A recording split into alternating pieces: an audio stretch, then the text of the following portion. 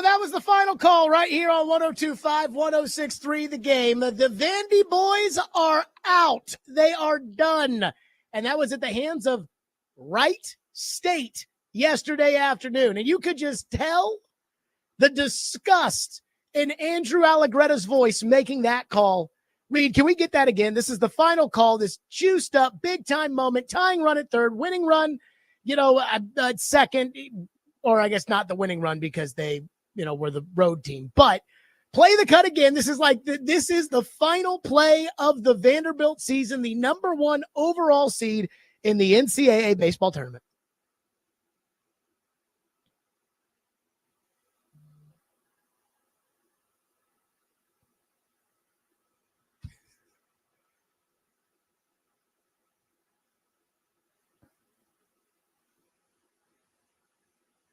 Season over. Goodbye, everybody.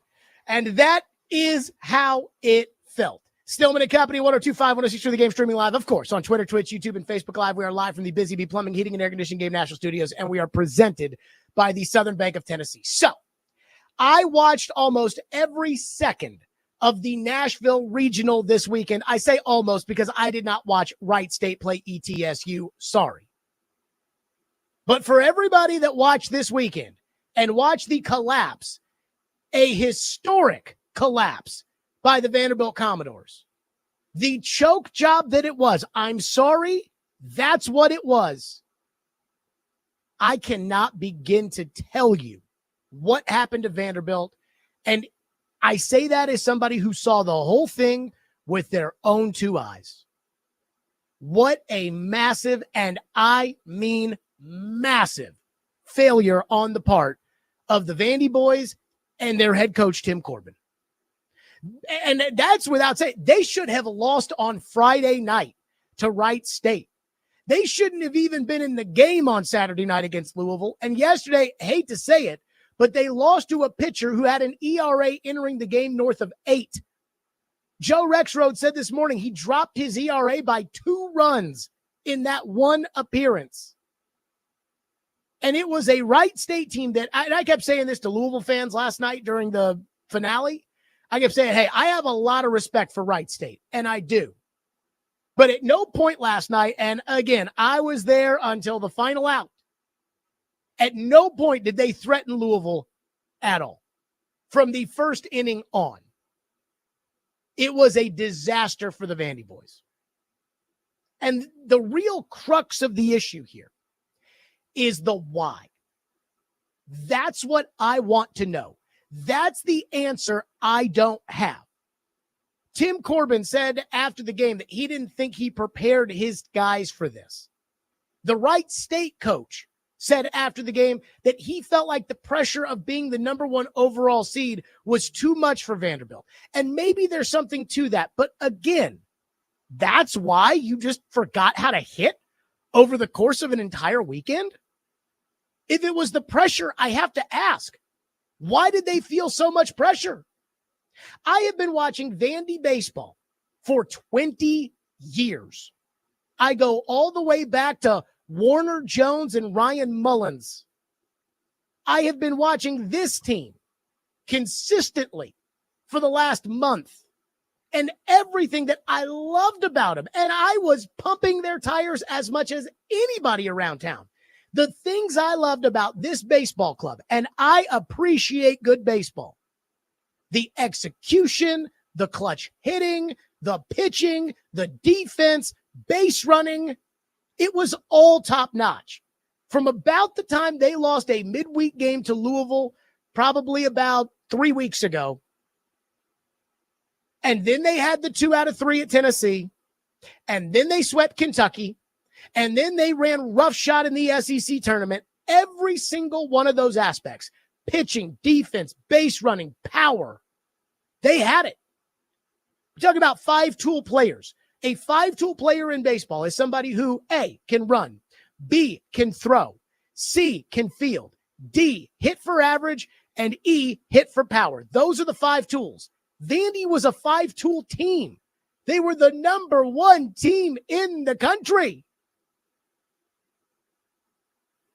And I have to ask, did they not have any pressure on them before this season? or before the first Wright State game?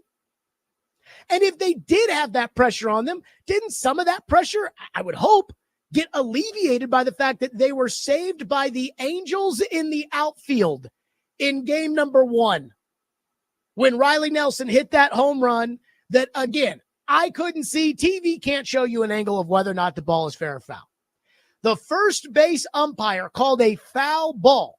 Now, in fairness, I did have, I sat behind home plate last night because there was nobody in the building for the Louisville Wright State game. And so the home plate umpire would have probably had a better vantage point of that home run than the first base umpire. But the home plate umpire, I guess they came together and decided to call it a home run, and then Wright State reviewed it. And when they put the review, I kept watching the replay on TV. I don't know about you guys, but I couldn't actually see the baseball.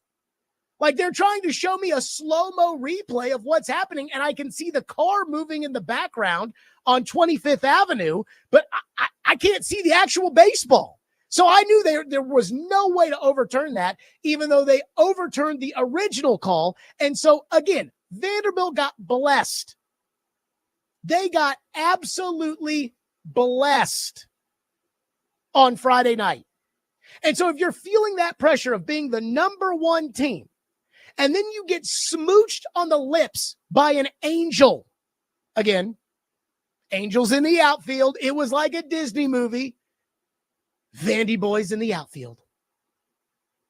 How does that much pressure cause some sort of contagious disease to the entire lineup where they just forget how to hit? And again, the other question I have is, where did the added pressure of this specific tournament compared to the pressure of the SEC tournament, compared to the pressure of playing on the road at UT just a couple of weeks ago, where did this come from? And then how does Tim Corbin, an all-time great, probably the greatest coach in the history of Vanderbilt athletics, in all seriousness, and I don't think this is hyperbole to say, probably the greatest and most accomplished individual in the history of Vanderbilt athletics, a Hall of Famer. How does he not see this coming, and how is he not prepared for this? And I'm telling you something, and I mean this with total sincerity, I am not wagging my finger at Vanderbilt. I am not saying, Tim Corbin, how dare you lose this weekend? RJ Austin, how dare you be unable to hit in any moment in this regional? Vandy baseball, Vandy's offense, how dare you? I'm not saying that. They didn't try to go out there and do that. They weren't lazy. It wasn't like they spent all week reading their press clippings and thought their farts didn't smell. I mean, look, Vanderbilt knew, because everybody's been doing this long enough. Vanderbilt knew they were the favorite, and Vanderbilt knew it was possible that Louisville was going to come in here and win this regional. I knew it. They knew it. Louisville knew it. Again, Louisville could be the number 1 team in the country. Vanderbilt could lose every game in a row, win the SEC tournament, get the automatic bid, and if those two teams match up in the regional, everybody knows, hey, man, anything can happen between these two teams. But again, what happened with Wright State? Vanderbilt losing this regional is not something that I am utterly shocked by. Am I surprised? Yeah, I am. Was I predicting Vanderbilt was going to win and that it was going to be 3 games and out the way Louisville won it? That's what I thought Vanderbilt was going to do? Yeah, I did. But this is college baseball. And strange things happen in this tournament every single year. We are 3 years removed from Ole Miss being the last team in the tournament to winning the national championship. So strange things happen in the NCAA baseball tournament. Strange things happen in regionals. But Vanderbilt, as a team, was cool as a cucumber for the last month of the SEC season. They won the SEC tournament, in which we thought was the best league in all of ball. Now, there, I think, is maybe a little bit of a question to that after the way the SEC has performed so far in the regional. But they swept Kentucky. They took 2 out of 3 in Knoxville with a head coach who has been there and has done that and has seen everything. I mean, Tim Corbin has been the number 1 team in the tournament before. Tim Corbin has played against the number 1 teams in the tournament before. He's done it all. Surely he's prepared for, okay, if we get the number 1 seed, this is how we're going to have to act. If we do this, this is how we're going to, this is how we want the players to relax before, because we don't want to put too much pressure on them and blah, blah, blah. But to watch that team, again, cool as a cucumber, fall apart like an 8-year-old with stage fright at their first school play? Shocking. And again, it would have been one thing for them to lose to Louisville. Again, I was rooting for Louisville all weekend, and everybody knows that. And Vanderbilt, I appreciate the fact that they took it the right way. Again, I went there. One of my best friends is the athletic director. I know the coach very well. I know a lot of people in that program very well. I'm rooting for Louisville. And they invest millions into the baseball program, and I would argue they certainly don't get millions in return. Louisville's been to Omaha. They've been to the Super Regional. They've hosted regionals before. Did I think Louisville's going to win? No. But I didn't think it was impossible. I would not have been absolutely stunned if you told me, hey, Vandy's not going to get out of the regional. That happens.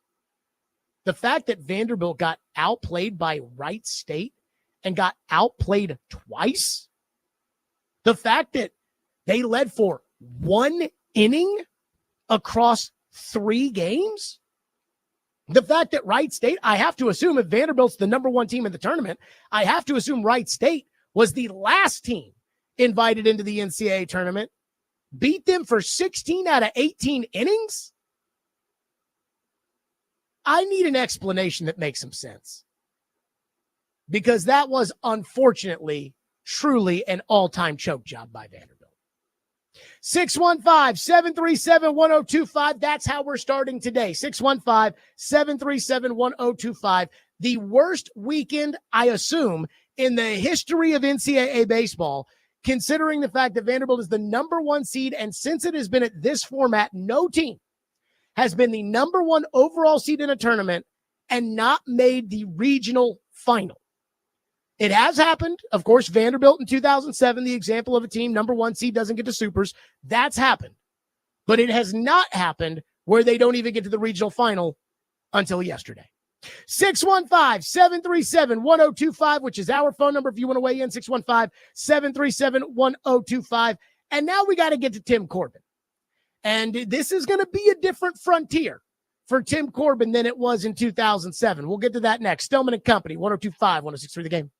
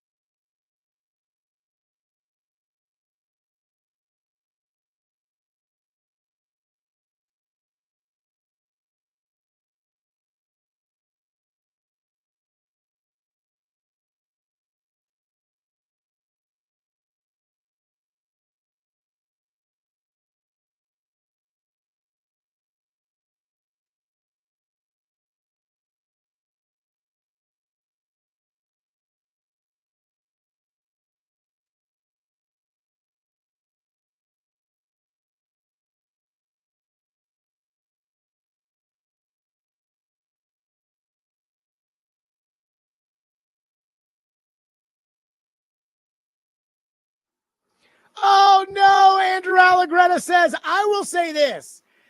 I thought the Vandy boys were totally done. I mean, just dead in the water. And then Wright State, because again, Wright State's coach, every time he went to the bullpen, he had the kid throwing the no-hitter, and he pulled him out on Friday night, and they go to the bullpen, and it was a disaster. And then he's got his kid, again, came into the game with an 8 ERA, and he was looking good, against Vanderbilt. He comes out because he's thrown like 110 pitches. He comes out, they go to the bullpen, and Vandy immediately mounts a threat, and it's a bounce here, it's a bounce there. That is this sport. And I'm not saying, it's one thing if it were a bounce here or a bounce there against Louisville, or if it was a bounce here or a bounce there against a bounce here or a bounce there against a good team, in the super regionals. But no disrespect to Wright State, who I have a lot of respect for. It shouldn't be a bounce here or a, home run, fair foul call there if you're the number one seed in the country. And here's the thing on the Tim Corbin front, because I think this needs to be addressed as well. There is a Tim Corbin element in all of this. I remember 2007, and I remember 2007 very, very well. And I remember when they lost and David Price came in relief, and this pinch hitter from Michigan, who had an average of like 100, hit that game-winning, regional-winning home run. And I remember the sentiment as far as Vanderbilt fans were concerned, of which I was at the time, being like, oh, no, this was our team. This was our opportunity. But it wasn't like I said, what's the matter with you, Tim Corbin? I do kind of feel that way right now.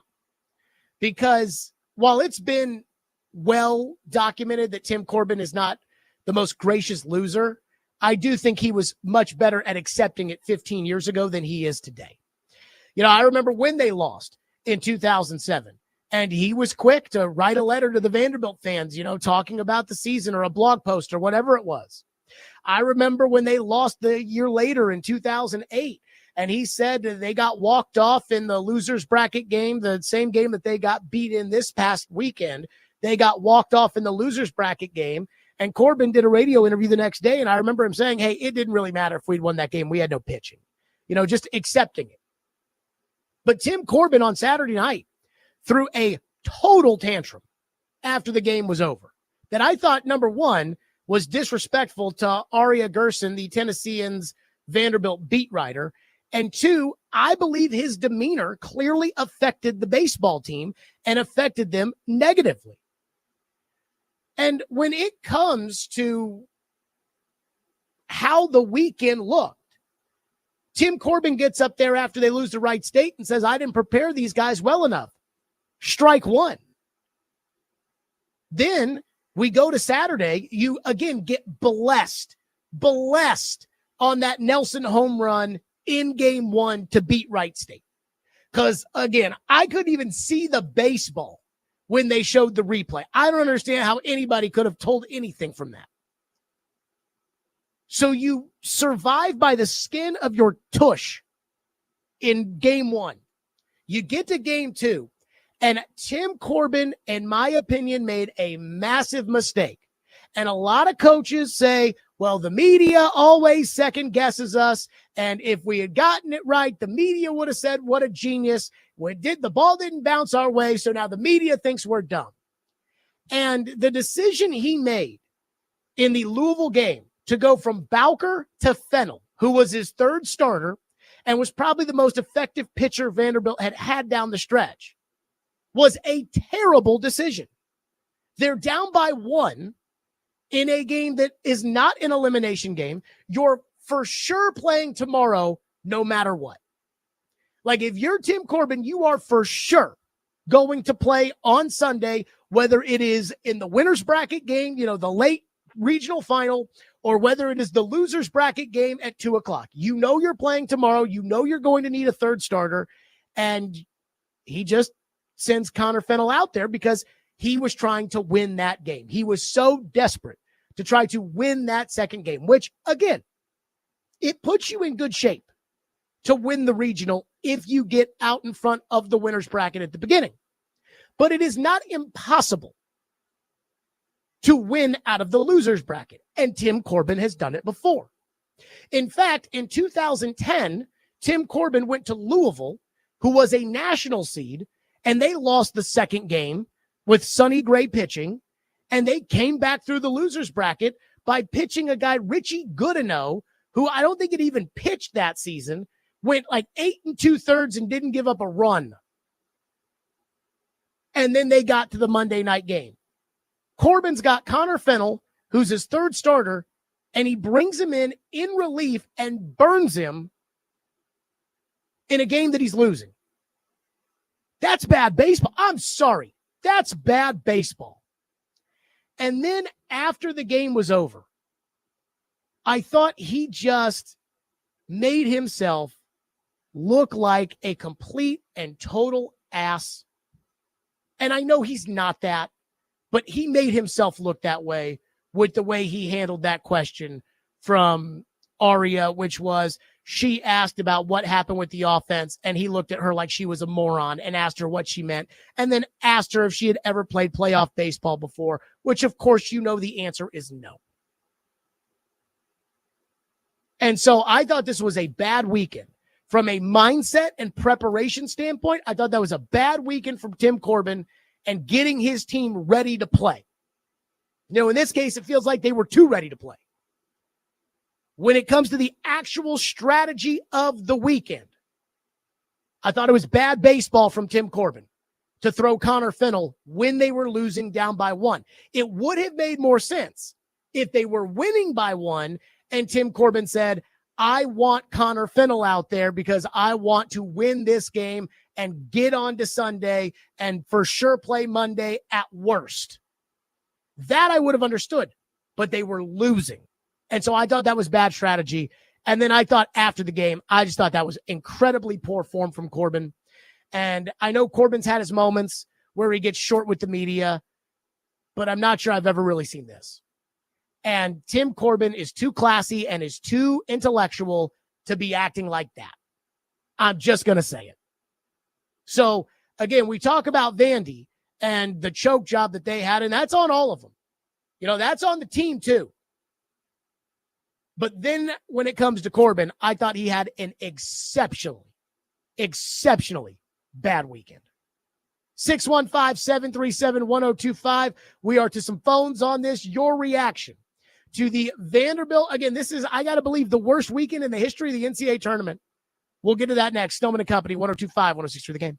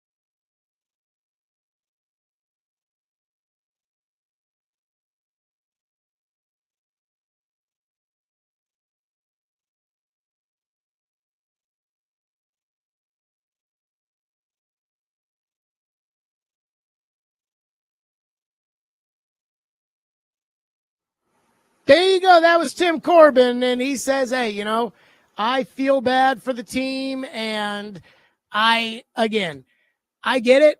And he talked about, I didn't equip them well. And it's always a tough feeling when you lose. And, I hear that. But this was different. This was an all-timer. This is truly one of the worst weekends in the history of NCAA baseball. This has not happened since this format expanded in 1999. They did not get to the regional final. Now, I want to get to some phones. Phone line driven by WilsonCountyHunter.com. I did see this in the text line where one texter was talking about Tim Corbin. Ben says, quote, he is still a great coach and he has skins on the wall and he isn't going anywhere. He would have to be dog water for 5 years straight for this to be a story. Next subject. Nobody is perfect and he has earned plenty of room for mistakes. So Ben in the text line is of the mindset, this offensive, which, boy, this is the way it used to be around here.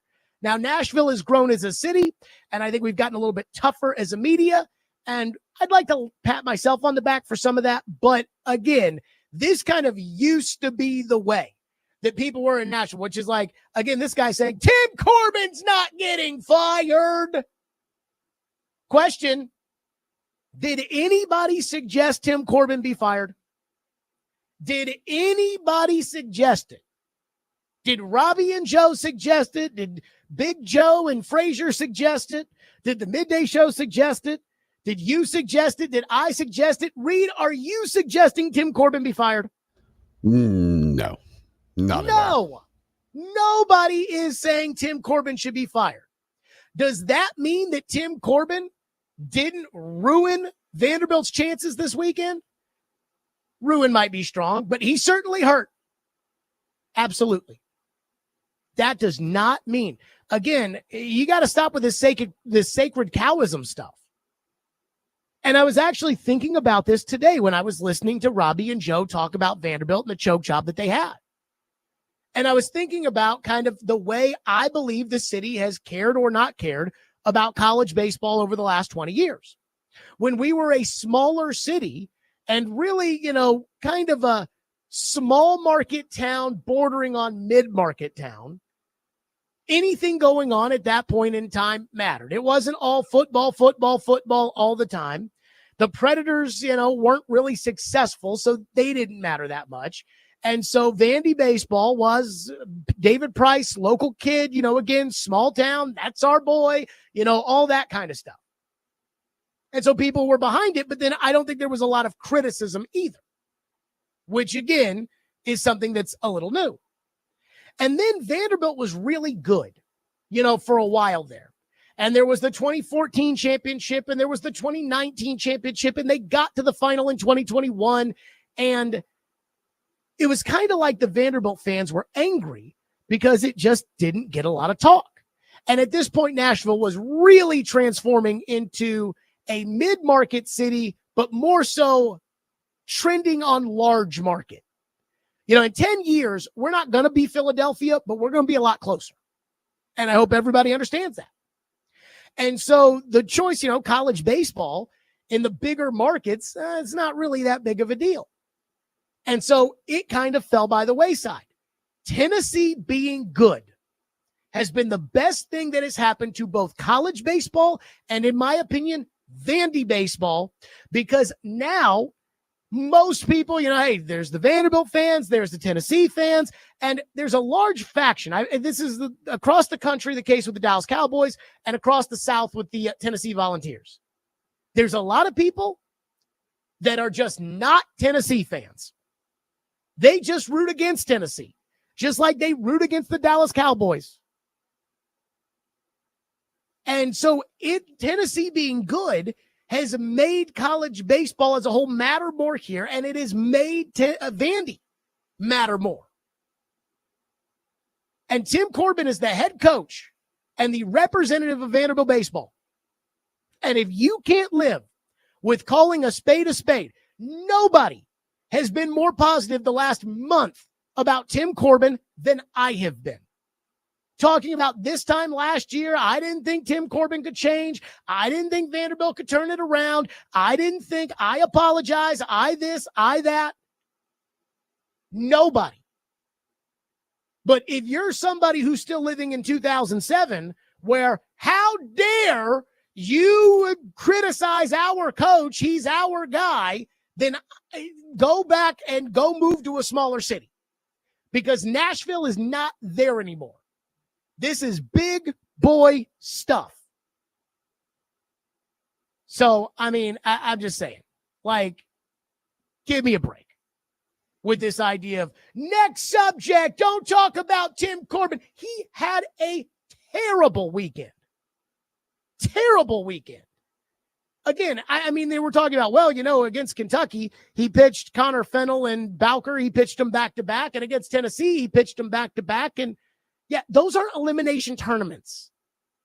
And he didn't know that he was going to, for sure, play an elimination game the following day. I guess you could argue in the SEC tournament there was some of that, but I thought the reason that they pitched Fennell behind Bowker in the SEC tournament was to line everything up for the regional so they could pitch whoever when they wanted to, and they had nobody on short rest and everybody ready to go. Not so they could throw him out there against Louisville with them losing and then put Austin Nye, their midweek guy who's a freshman, in a position of, hey, man, go save our season. And I'm sorry. That's bad coaching. And it should be discussed. Ben says, with Vandy, we have to accept that we'll never be better than Tim Corbin as coach, so nitpicking is a waste of time.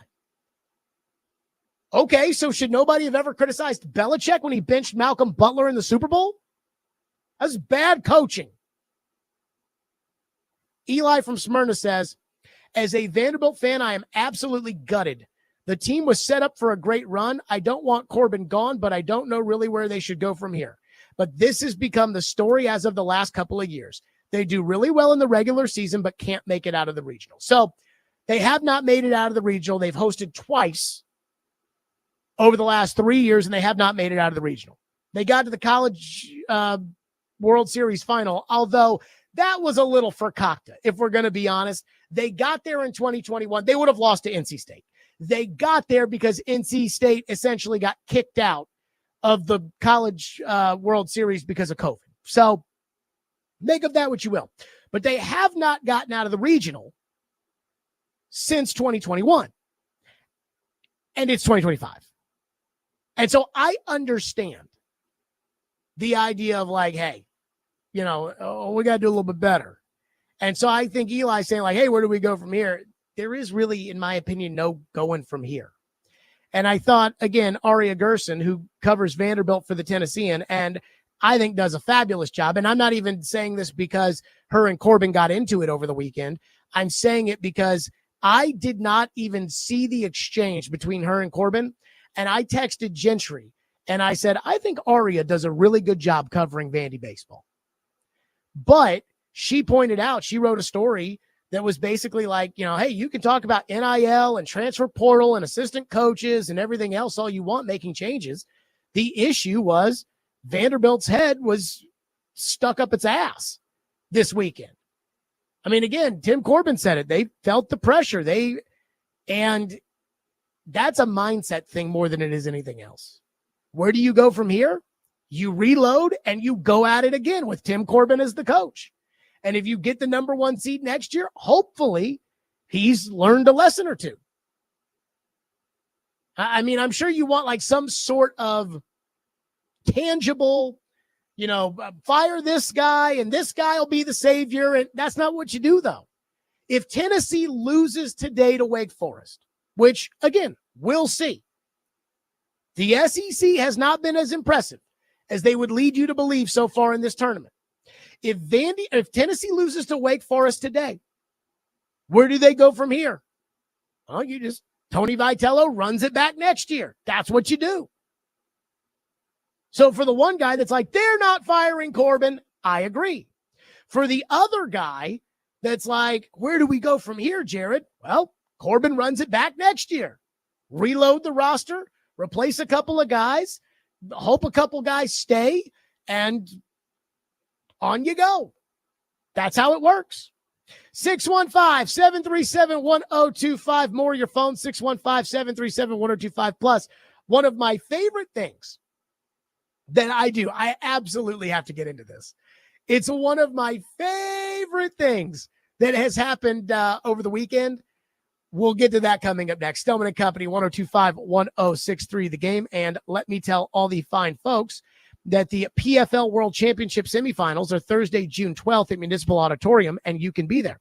Just text in the keyword match, MATCH, to 615-737-1025 now to be entered to win a pair of VIP ringside tickets. Visit pflmma.com/schedule for more details.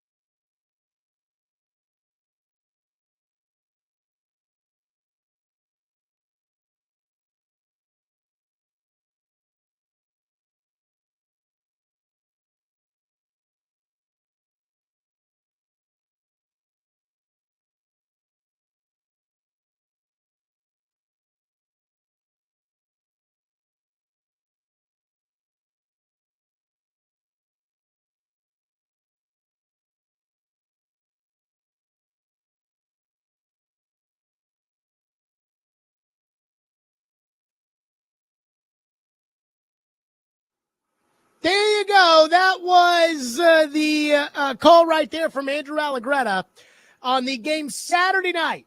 So there is one thing that I am absolutely laughing my tush off at when it comes to Twitter, and especially the Tennessee Vanderbilt fans and the rivalry. So I have been saying, hey, Tennessee was this time last year. I'm like, hey, Tennessee's the number one seed in the tournament.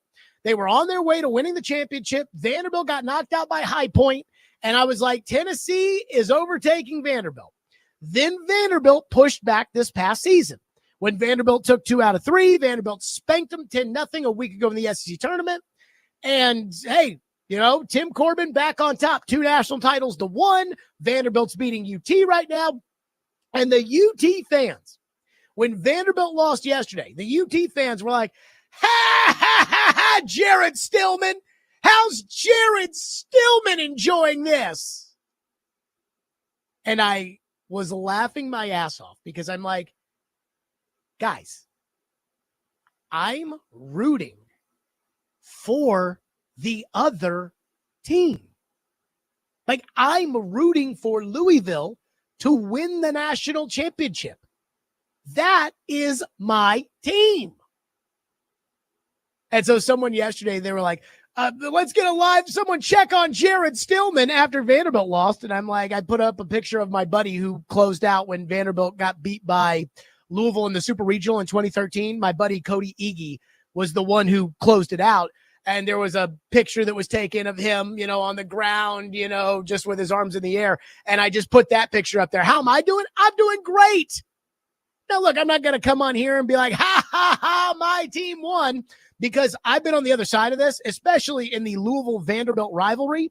I've been on the other side of this, of watching Louisville win 50 games in 2010 and be gutted by pitching performances from Richie Goodenow and Grayson Garvin. So I know what goes around comes around in this sport. And these two teams, it's very intertwined. But if you want to know how I'm doing great. Vandy, on the other hand, they're not. 615-737-1025.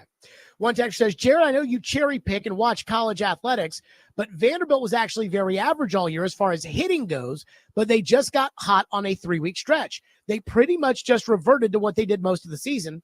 As someone who truly loves watching the fake Tim Corbin turn into a petulant child every time they lose, was quite entertaining. So I know there were some people that were like, hey, all season, Vandy's bats, they've been ice cold, and then they just got hot, and they this and they that. Dude, it's Wright State. And again, I keep saying this, and then I crap on them. Like, I have a lot of respect for Wright State. I have a lot of respect for their coach.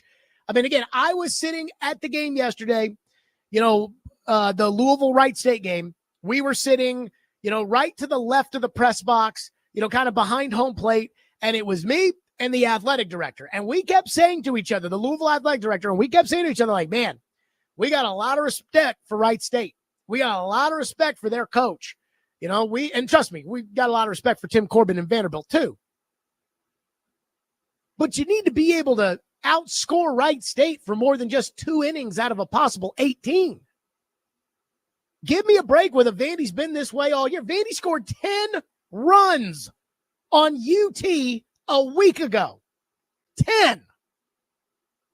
I don't even think Vanderbilt scored 10 runs in the week over the weekend. And again, go back to Saturday. Vanderbilt scored twice against Louisville. And they needed 3 mistakes, a passed ball, a 2-base pass ball for their first run. And they needed the first baseman to throw to the wrong base. He should have stepped on first instead of trying to throw to second to get the double play. He should have stepped on first and then thrown the ball to second. And the third baseman, who after it's first and second and nobody out, gets a ground ball to third, and he tries to tag the runner. And once he doesn't tag the runner, I'm like, keep it, keep it, keep it. Again, I'm rooting for Louisville here. And I'm like, keep it, keep it, keep it. And I see him go to throw, and I think, uh-oh. And he throws the ball over the first baseman's head, throws the ball in the dugout, and Vanderbilt scores off of that. That's how they scored their runs. So, again, you can tell me that, oh, no, Vandy, they were this way all year. This way where they couldn't get a hit? until apparently the 8th and 9th innings against Wright State. That wasn't who they were. Boy, some people are coming after Corbin today. One texter says, boo-hoo, couldn't have happened to, I'm not going to say the word he said, but couldn't have happened to a nicer guy. One texter said, Vanderbilt must have been reading their headlines or listening to the Stillman and Company program, and the irritating whistle didn't help. So a couple of years ago, I was watching Vandy baseball, and I heard the whistler, and I was like, get this crap out of the game. And I made a comment to Gentry Estes about it, and Gentry said to me, he goes, I don't even notice it anymore. So I'm sitting in the Louisville section Saturday night, and all my, buddies around they're like, oh God, that whistle is so annoying. Oh my God. And I told him, I was like, I don't even notice it anymore. And maybe that's like me saying you need to learn to deal with it. And in reality, it is just obnoxious. But I actually kind of think, it blends in. It's their thing. Now, if I was a Vanderbilt fan, I wouldn't do the clapping, the stomping and the clapping with the whistle. I wouldn't do that. But it's not that bad. I mean, it's bad, but it's not that bad. Scott says, and I think this is actually a pretty good text. I don't disagree with what you're saying about Vanderbilt, but the way the tournament is seeded is strictly by geography. Wright State was nowhere close to being the worst team in the tournament. The regional was ranked the 4th or 5th toughest because if you're outside of a 400-mile radius, the NCAA has to buy plane tickets, and they are cheap and don't want to do that. So inside 400 miles is a bus trip. If that's the case, that's pretty screwed up. But again, we were talking, us Louisville fans, we were like, is Wright State the worst team? But I mean, Wright State also played SEC teams this year. They played Auburn. They played Ole Miss. They played somebody else. And those games were like 9-1, 10-1. The ERAs of their pitchers, the guy that no-hit Vanderbilt in the first game was a 5 ERA in the Horizon League. The guy yesterday that Vanderbilt could not figure out was an 8 in the Horizon League. So give me a break on that. 615-737-1025, which is our phone number, 615-737-1025. Last year, the Titans talked so much about how good they were going to be and how great things were and how awesome it was now that the big bad Mike Vrabel was gone. And I dubbed it the offseason of toxic positivity. And if you remember, about this time last year, people were saying, what does that even mean, toxic positivity? That can't be toxic. And then you saw by week 3, all that sunshine pumping was a bad idea. And I think they're starting to do something this year that, again, I just intellectually want to know. How did you get there? We'll get to that next. Stillman and Company, 102.5 The Game.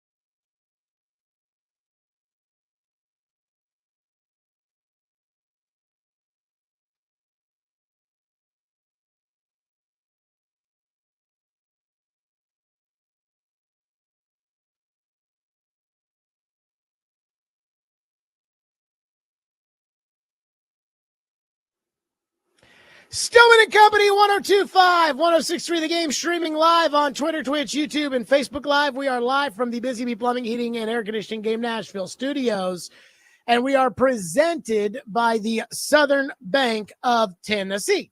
So OTAs tomorrow, and we'll be out there, we'll see how Cam Ward does and report on it and say, oh, Cam made this throw and Cam didn't make that throw and everything else. But there is something that is starting to bother me when it comes to the Cam Ward hype train. I saw a headline at ESPN for a story that TD wrote, and I want to be completely clear with everybody. TD wrote the story. He did not write the headline. But the headline read, quote, "He has a sense of confidence. Titans Cam Ward earning respect from vets and the O-line."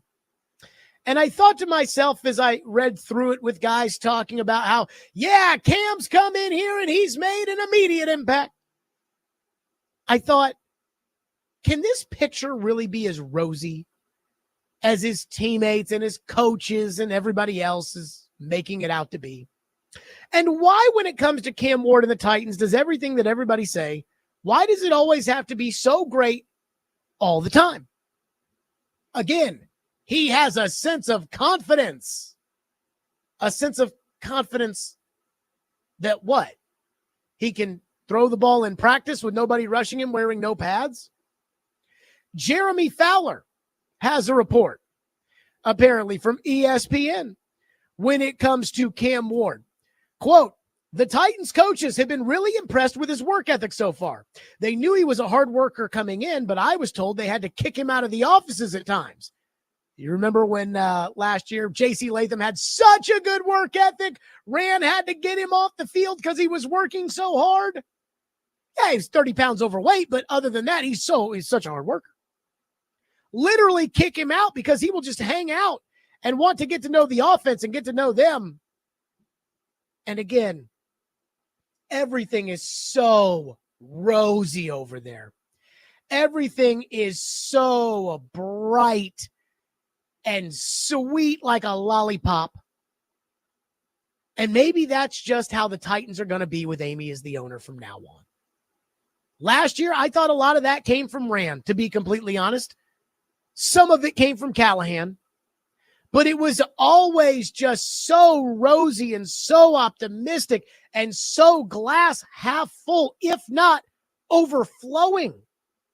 Remember when Callahan sat down with Bussin' with the Boys and said Will Levis was a big reason of why he took this job and everything you want at the quarterback? Yeah. Levis almost got him fired this past year. And then, again, that word confidence. They keep using it when it comes to Cam Ward. And I'm trying to figure out, again, being intellectually honest here. How can Cam Ward have confidence when he has never done what is going to be asked of him to do in the NFL? So Cam is so confident. Is he confident or is he optimistic? And yet I keep hearing it over and over again. Confident, confident, confident. He's so confident. He's never taken an NFL snap. How can he be confident? Again, you can be optimistic, but optimism and confidence are not the same thing, and everybody knows that. What's the old saying Mike Tyson used to say? Everybody has a plan until they get punched in the mouth. So I'm supposed to just be, as a Titan fan, just elated that my young quarterback has the confidence that he's going to be the man, even though, again, there have been zero opportunities to punch him in the mouth. As a Titan fan, I'm supposed to be so happy because Jeremy Fowler's like, Cam Ward's working so hard, the Titan coaches have to kick him out. Number one, why do they have to kick him out? If Cam Ward wants to be there 24 hours a day, let him be there 24 hours a day. Why do the Titans feel the need to go to Jeremy Fowler and say, oh my God, Jeremy Fowler, Cam Ward, he worked so hard? And again, how is this any different than the picture the Titans painted last year surrounding Will Levis? Remember how they took a photo and posted it on Instagram on the opening day of training camp with Will Levis's Mercedes-Benz as the only car in the parking garage? First guy in the building, QB1. And again, the word I want to keep going back to is confidence. Because, again, confidence is important. But it's like Bill Belichick said in his book. You don't go to the store and just go buy confidence. You can't coach confidence. You can't teach somebody to be confident. Either you are confident or you are not. And usually when you are confident in something because you have done it. So you know, I can do this. Again, positive, I think I can do this. Optimistic, I believe I will do this. Those are two totally different things. I mean, I always thought I was a good radio host. Like, I always thought that. And I know people are like, JD, you think you're the greatest radio host ever lived. That's not true, but I do think I'm pretty good. But I always thought I was really good. Like, when I was in New Hampshire, I thought I was Colin Cowherd. I'll listen back to some of that every now and then. Well, really not, but I just remember when I used to listen back to it, and it was not. But I wouldn't say that I had a bunch of confidence until years of being in the industry. I had an incredibly prominent agent when I was on the radio in Louisville who told me, dude, I don't think you have the voice to be a good radio host. He basically sent me this long email. You know, we got connected through a mutual friend, and he sent me this long email that was basically like, yeah, I don't think you're very good. And I'm not here to say, oh, take that now. But he and I have talked, and he's like, man, you've made progress I did not see you making. You think it helped my confidence when they said that? Of course not. It took years for me to be confident in what I was doing. I'll tell you what really kind of swung the pendulum from, again, optimism and cockiness and this, I'm going to do it, to, hey, I can do this. I can pitch at this level. And that was when we started the Jared and the GM program, and the Predators went to the Cup final, and we started, you know, getting ratings at this, on this show in this afternoon drive time spot. And again, it's not me, it was me and Floyd and Ian. And it was like, wow, we can do this. Now, the Predators making it to the Cup final absolutely helped. But that was years into my career before, again, I was confident. And even now, there are still moments where I'm like, wow. And it shoots my confidence one way or the other. You know, at the Super Bowl, when I went on Felger and Maz and we ran their stream live, and I was on the Boston show, the #1 show in the country, and I'm sitting up there on the stage with this full production crew, and I see the guys on the stage. Again, this is the show I listen to the most outside of this one, and this is the show that is, again, the #1 radio show, afternoon show in America, and I'm on this show, and I'm just wheeling and dealing, takes this and take that, and I see everybody reacting. They're eating it up on the stage, the production crew. That gets you confident. Mad Dog comes on the show, says, you are a fantastic confidence. That helps. Cam hasn't done any of that. So I understand, like, the players are just answering questions that they're asked. And if I'm asked a question, if I'm a player and I'm asked a question, the real thing I'm thinking is, okay, how do I answer in a way that doesn't offend anyone or give anyone the wrong impression or really make me have to do anything other than just answer this question right here? But I just don't believe that Cam Ward can be so confident when he has never done this before. And I just do not believe that they have the confidence in Cam Ward when they haven't seen him do it. And again, everything the Titans have put out there is just so positive. It's just so rosy. It's just so sunshiny. And after last season's off-season of toxic positivity, where the Titans said they checked every box from the #1 starter to the furthest backup, where, again, Callahan did interview after interview about how Will Levis was his guy. He did an interview with Albert Breer, in which he said he watched Will Levis's film and told Rand Carthon, I don't think we need a quarterback in the draft. Then this year, he does the same thing with Albert Breer, where he's talking about how much Cam Ward impressed him. Can't we just say, hey, man, it's a process, and so far, so good, Cam's coming along? Do we really have to go to them and say, oh, my God, he worked so hard, we have to kick him out, he's so great, just so that Titan fans go, yeah, on June 2nd, which will mean nothing on September 10th, if we learned anything last year? Again, confidence. That's a serious word right there. You want to know who I'm confident in? Matthew Stafford, Joe Burrow, Patrick Mahomes, guys that have done it. I'm confident in Andy Reid as a coach. I'm confident the Bills can put whomever at wide receiver, and Josh Allen will win games because they've done that without Stephon Diggs and without Gabe Davis and without some of these receivers he's lost over the years. But let's not get too excited, too worked up, too anything when it comes to Cam Ward until he at least shows us a little bit of that, because it's hard for me to believe the things they are saying, especially considering that they kind of said the same things last year. 615-737-1025, which is our phone number. I'm sure people are going to interpret that as Jared hates Cam Ward, which is not true. 615-737-1025. It's just, I'm not ready to go push all my chips in the middle there. The second part of this is Levis. And there's a lot of Levis chatter. And the more there's OTAs tomorrow and everything else, and the longer Levis is on this roster, there will be more Levis talk.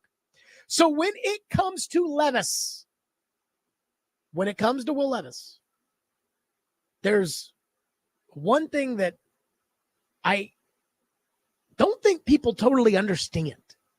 The picture of this. We'll get to that next. And of course, your phone, 615-737-1025. It's Stillman and Company on 102.5 and 106.3 The Game.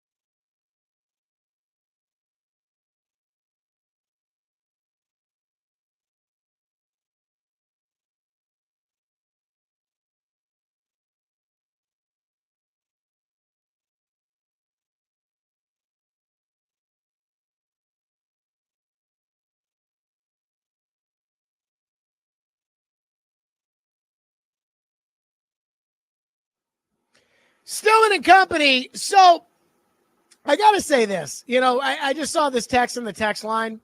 Again, all I do is I hear everybody talking about how great Cam Ward is now. Oh, my God. Jeremy Fowler reports at ESPN that we have to kick Cam Ward out of the building because he's working so hard. I mean, my goodness. Again, I heard that last year about J.C. Latham. Now you're telling me that J.C. Latham was 30 pounds overweight. So was he working really, really hard, or was he 30 pounds overweight? Because I'm not sure you can have it both ways. And everybody talks. Chiga Okonkwo, it did the press conference right after Cam got drafted and said he's already won over the locker room. Cam hadn't even been in the locker room yet. And Chiga Okonkwo was like, oh, he's already won over the locker room. Again, that just can't be. That's just not true. It can't be true. So one texter says, why do you hate your team so much? In reference to the Titans. And it's not hating the team. I don't hate the Titans. I love the Titans. And everybody who listens to this show knows it. Or at least I hope you all know it. What I hate is the intellectual dishonesty that the Titans have presented for the last couple of years. And I'll even go all the way back to Vrabel, because everybody uses Vrabel when it comes to kind of anti what is going on right now, which is Brian Callahan, who's never said a bad thing about anybody. Again, we played the cuts the other day. You listen to Brian Callahan and Denard Wilson talk about L'Jarius Sneed, and you would think that he's a team captain and head of the volunteer department. That he's about to win the humanitarian. You would think they may want to put him up for Walter Payton's Man of the Year, the way that they talked about him. And you and I both know that's ridiculous. But I hate the intellectual dishonesty. And when you say the same things about Cam Ward that you said about Will Levis last year, oh my God, he works so hard. Oh my God, you just watch him and oh my God, he's got the right attitude. Oh my God, he's got the... I think you're trying to take advantage of people. And I just don't, I don't do that. Again, shoot me straight. Like if I go and see the doctor, I don't want the doctor to make me feel better. I want the doctor to tell me what's going on with my body. Well, when it comes to the football team, I don't want you to tell me how great everything is. I want you to tell me what's really going on. And again, when it comes to Ward, it's like if I say, how could this guy possibly be confident when he's never done this before? Again, optimistic, he absolutely can be that. And I'm not questioning Cam Ward's work ethic. I've never questioned Cam Ward's work ethic. I haven't seen anything that would make me question Cam Ward's work ethic. But again, when you are just constantly heaping praise on somebody and you're telling me, oh, Jared, you don't understand. Jared, you've got to see. I'm like, it seems a little dishonest, especially when you did the same thing about Will Levis last year. Somebody just tweeted me, imagine a team hyping up the rookie quarterback they drafted first overall. Do you need to hype him up? Again, he was drafted number 1 overall. Do you need to hype him up? What does that hype get you during the season? They hyped up the quarterback they drafted last year.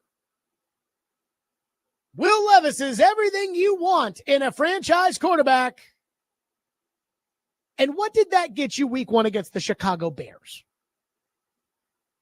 Hype doesn't get you anywhere.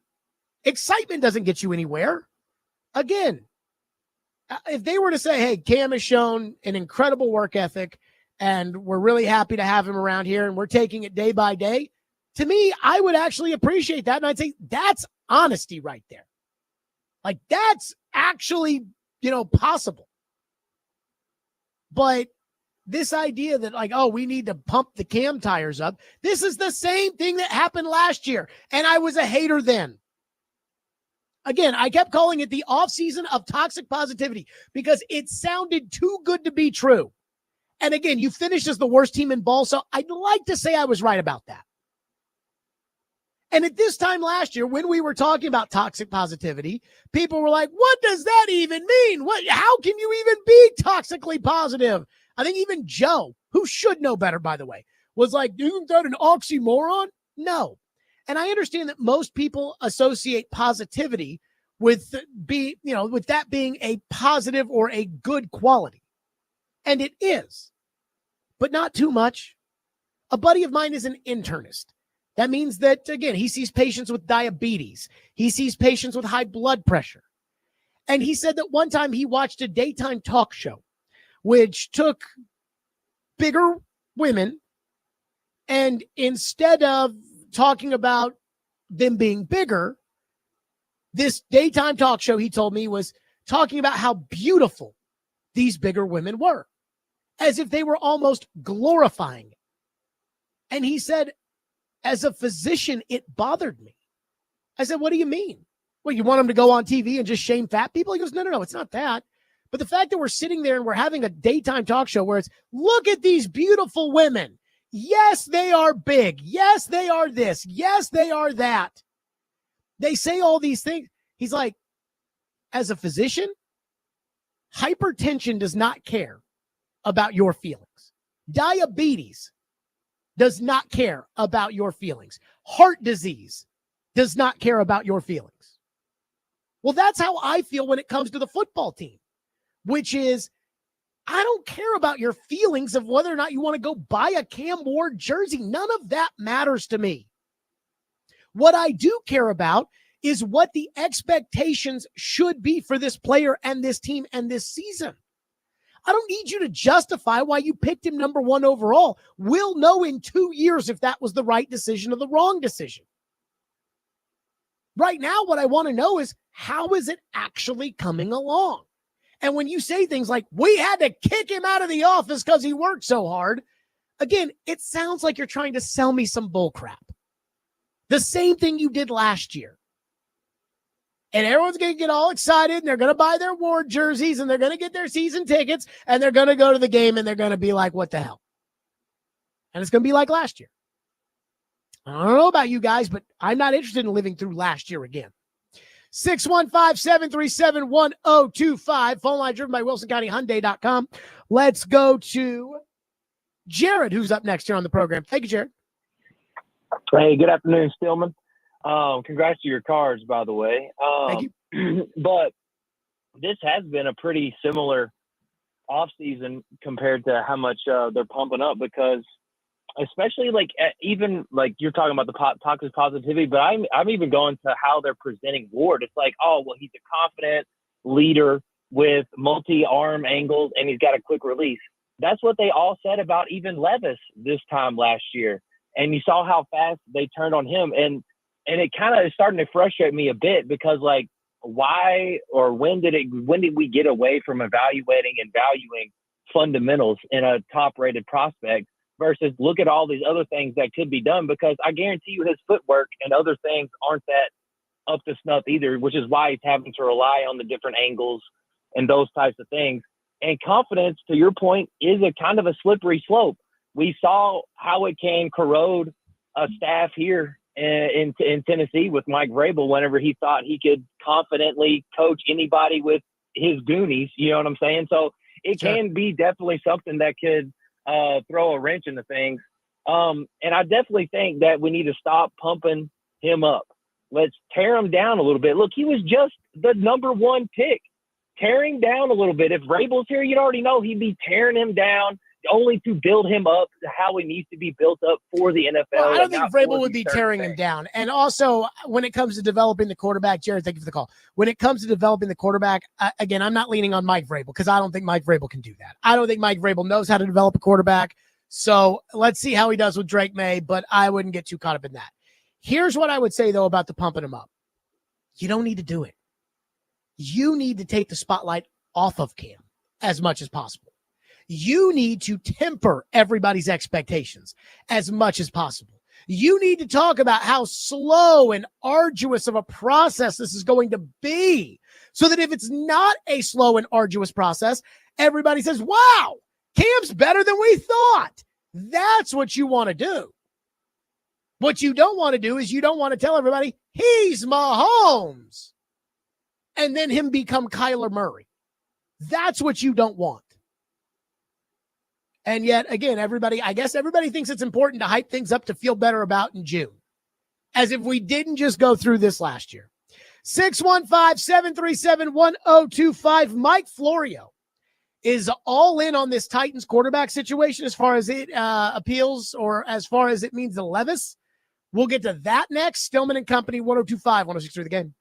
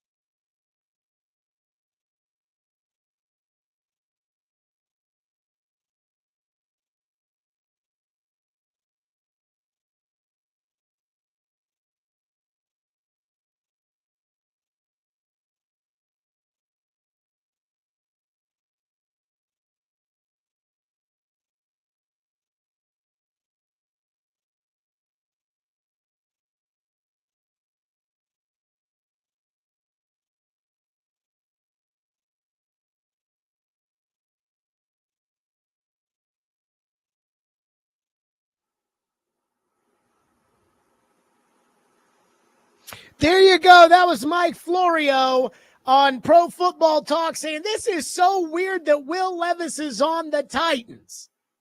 I mean, what's he doing still on the Titans? Let me just say this. It is unconventional. That is for sure. That the Titans didn't find a way to get rid of Will Levis as soon as possible. And that is what teams do when they draft the quarterback as high as the Titans drafted Cam Ward. Again, just go back to last year. The Chicago Bears drafted Caleb Williams. They didn't say, we want a strong QB room with Justin Fields as the backup. They sent him to Pittsburgh for a bag of footballs. The Washington Commanders had Sam Howell, who threw for like 4,000 yards. And they said, well, we don't want him here. So they shipped him away for, again, a bag of footballs.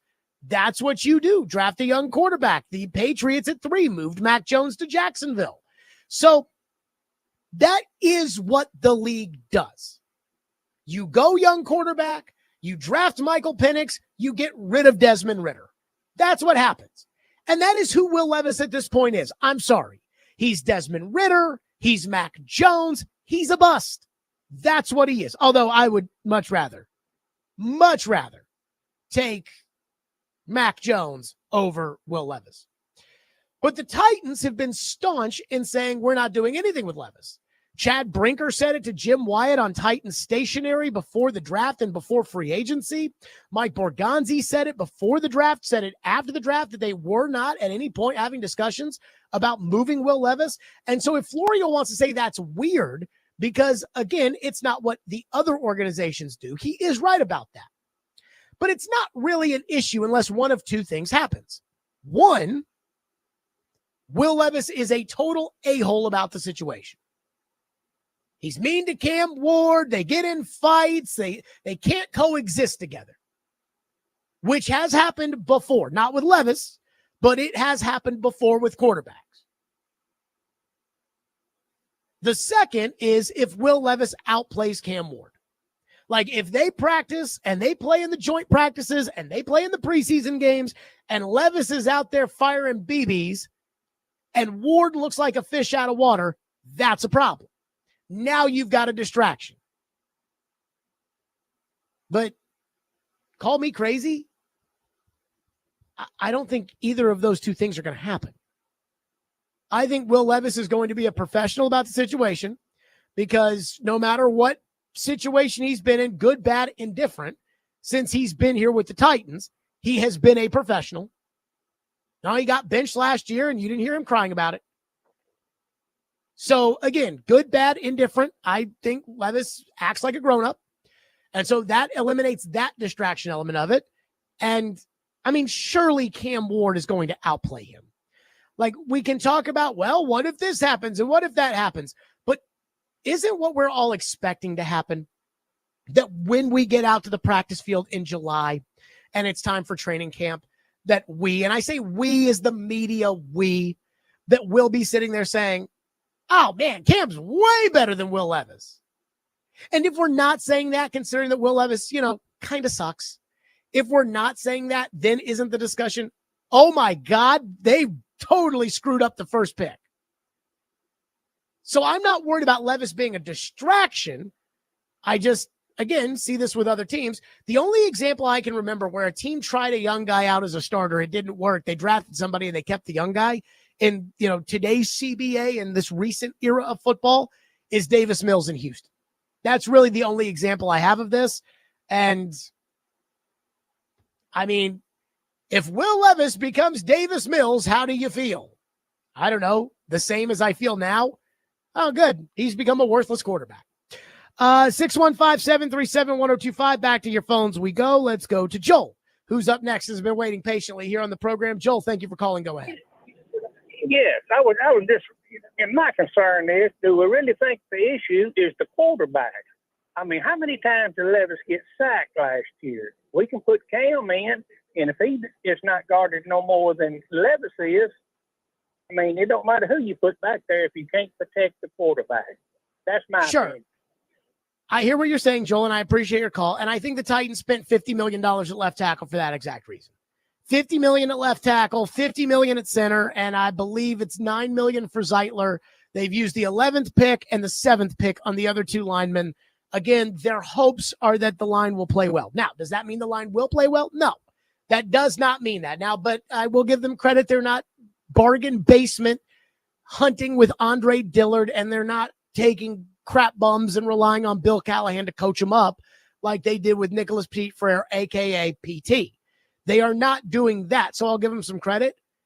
That being said, if you gave Will Levis a good offensive line, he would have been better. How much better? That's, at least for me, kind of the bigger issue there. One texter says, I'm with you on Cam Ward. I'll wait to see how he does after his first year before I say he's got it. Again, this idea of hyping up Cam Ward, what do you get out of that? Like, what do you get out of that? Robert says they don't care about the fans ending up disappointed. They just care about selling tickets. Here's the thing about fan bases.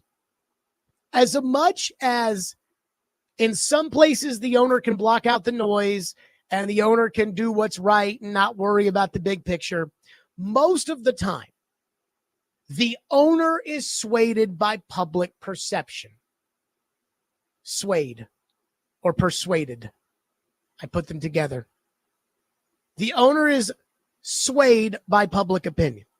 I was talking to a big-time reporter, a senior reporter in the NFL. This was at the Super Bowl 2 years ago. So before the San Francisco, Kansas City, Vegas Super Bowl. And we were on a long walk down the strip from the Venetian to the Luxor. And as we're on the long walk, this is again, big-time reporter. And they said to me, not an Ivy League graduate, but close to it. And they said to me, it's crazy that I've spent my whole career doing serious, and I mean serious journalism. It's spending hours and sourcing and long form and everything else. And it was a woman. And she says to me, she goes, and these owners, man, they just listen to talk radio. And I laughed. And I was like, yeah, it is pretty funny. It is pretty funny that, again, the talk radio element of this, which is rather crude at times compared to long form capital J journalism, not exactly the same thing. And I would agree. The public listens more to this. And I do think that does matter to a certain point. One texter on the text line says, I wish our host wasn't a fan. Okay. He says, I feel the topics and reporting would be better without the personal agenda and feelings. Emotions tend to skew pretty much everything in life.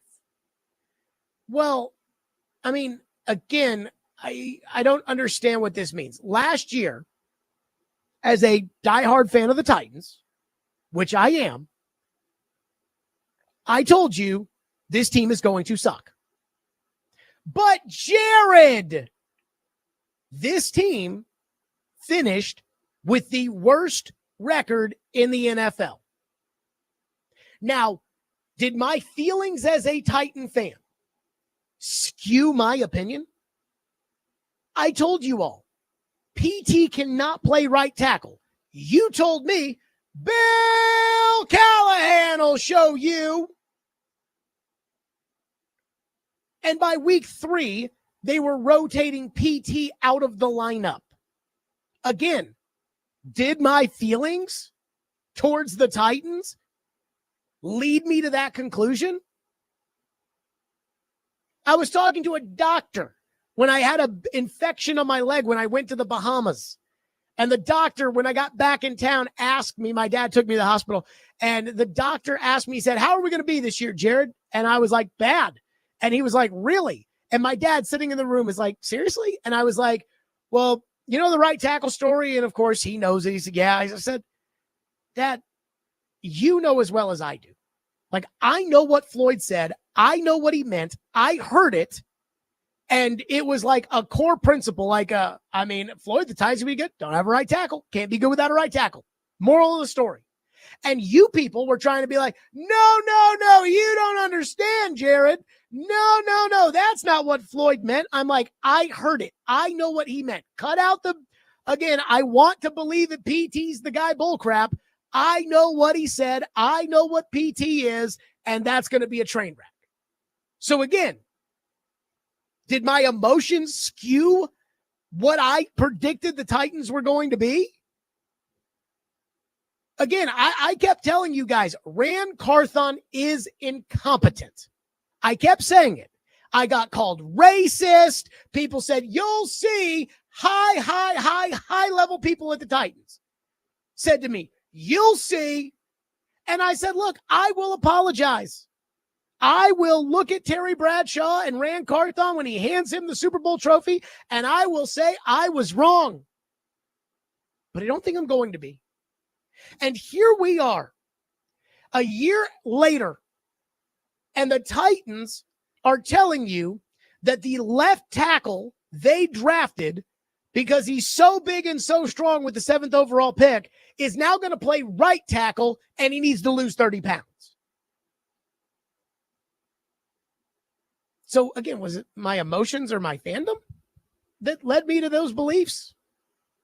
Or was it, again, the thing that I think really matters when it comes to what you're talking about, fair reporting or fair opinion having? I think what really matters in that is what I call intellectual honesty. Somebody shooting you straight. And I hope you all understand, like, that's the goal here, being fair.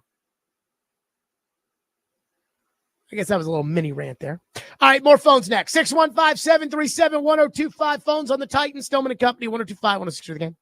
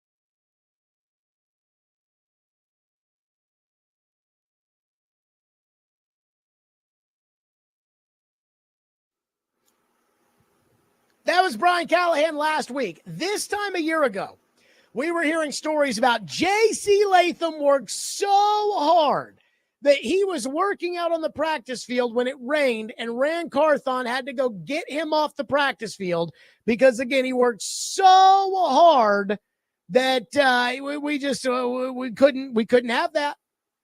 And now it's, at the end of the year, we realize that his weight kind of got away from him, and so we have to commit here to change and be better and blah, blah, blah. It's all bullcrap. So when I see Jeremy Fowler at ESPN says, the Titan coaches have to kick Cam Ward out of the building, I'm like, oh, I've heard that story before. Let's go back to your phones as promised. Swamp Zombie is up next here on the program. Go ahead. Hey, first-time caller, not that long of a listener. How are you doing? I'm good. If you don't have a good call and you call in with the name Swamp Zombie, if it's not very good, you probably won't be a second-time caller, so go ahead. All right, yeah. So I haven't heard it, and it has a lot to do with last year also, but Levis, the quarterback situation, part of the problem was that he didn't have to compete. He was handed the job, and that kind of spoke to his character. I think that had a lot to do with his downfall. And that's why they kind of kept him. There's not really a reason why they should get rid of him. They're afraid their guy could be a bust, and he doesn't have to compete. So now that they brought in somebody else, they know Levis will compete. It's turning out that Cam. You think they used the number one overall draft choice in order for Will Levis to play better? To compete at quarterback, to make sure they had a starting quarterback, yes. There's that's not how this trade works. value. There's this is not how, trade and value. I appreciate your call. That's not how this works. Like, I know. You're going to sit there. Again, you're telling me, well, there's not a lot of trade value there. And I heard Derek talking about this today, in comparison to Justin Fields. Justin Fields went for a 6th-round pick last year. And so, there's no trade value for Levis. Again, you're probably looking at a 6th-round pick if you were to trade him. And that's not really much more than a bag of footballs. But again, that's what these teams do. When you have a young guy who fails, you get rid of the young guy and you draft another young guy. Again, it's not like New England got the 18th overall pick in exchange for Mac Jones when they sent him to Jacksonville. It's really just about getting the young guy off the roster to make room for the new young guy. And the Titans, for whatever reason, have decided they don't need to do that. But if you think they used the number one overall pick on Cam Ward to motivate Will Levis, you're nuts. Like, I'm sorry. Will Levis, I don't know what their plan is for him. And if they don't have a plan for him, it would kind of align with how the Titans have done most things recently, which is without a legitimate plan, which is kind of bonkers. But I find that to be a lot more realistic than whether or not Cam Ward was used to motivate Levis.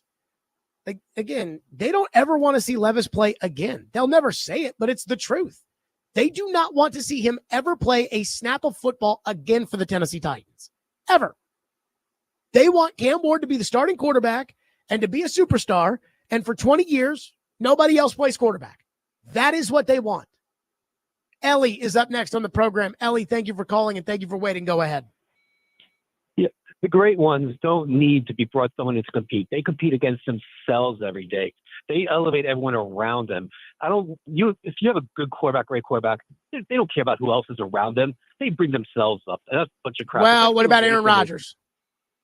Aaron Rodgers, you don't need him to compete.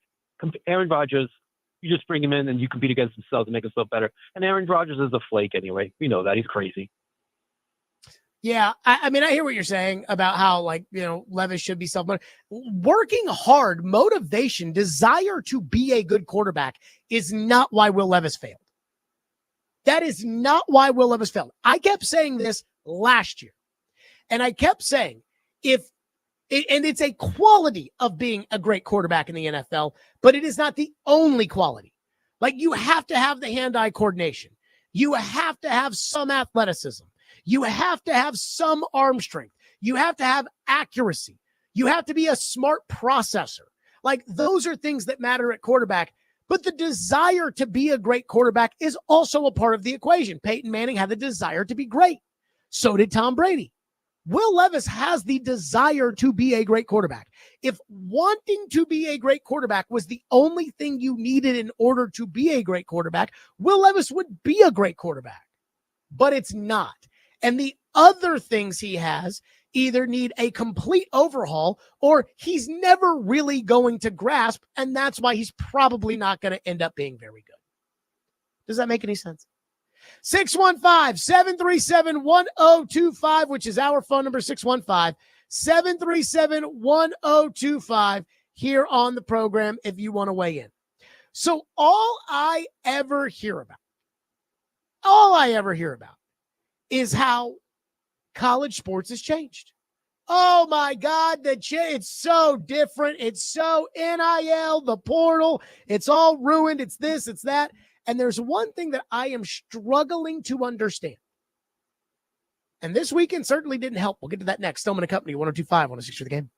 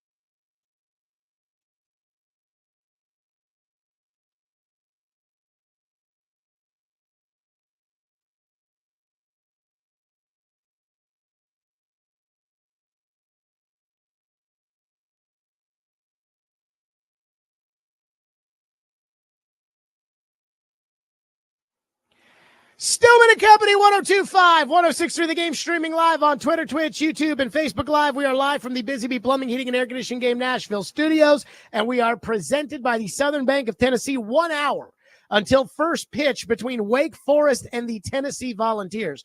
And let me say this, by the way, Tennessee fans that were enjoying themselves yesterday when it came to the misery of the Vandy boys.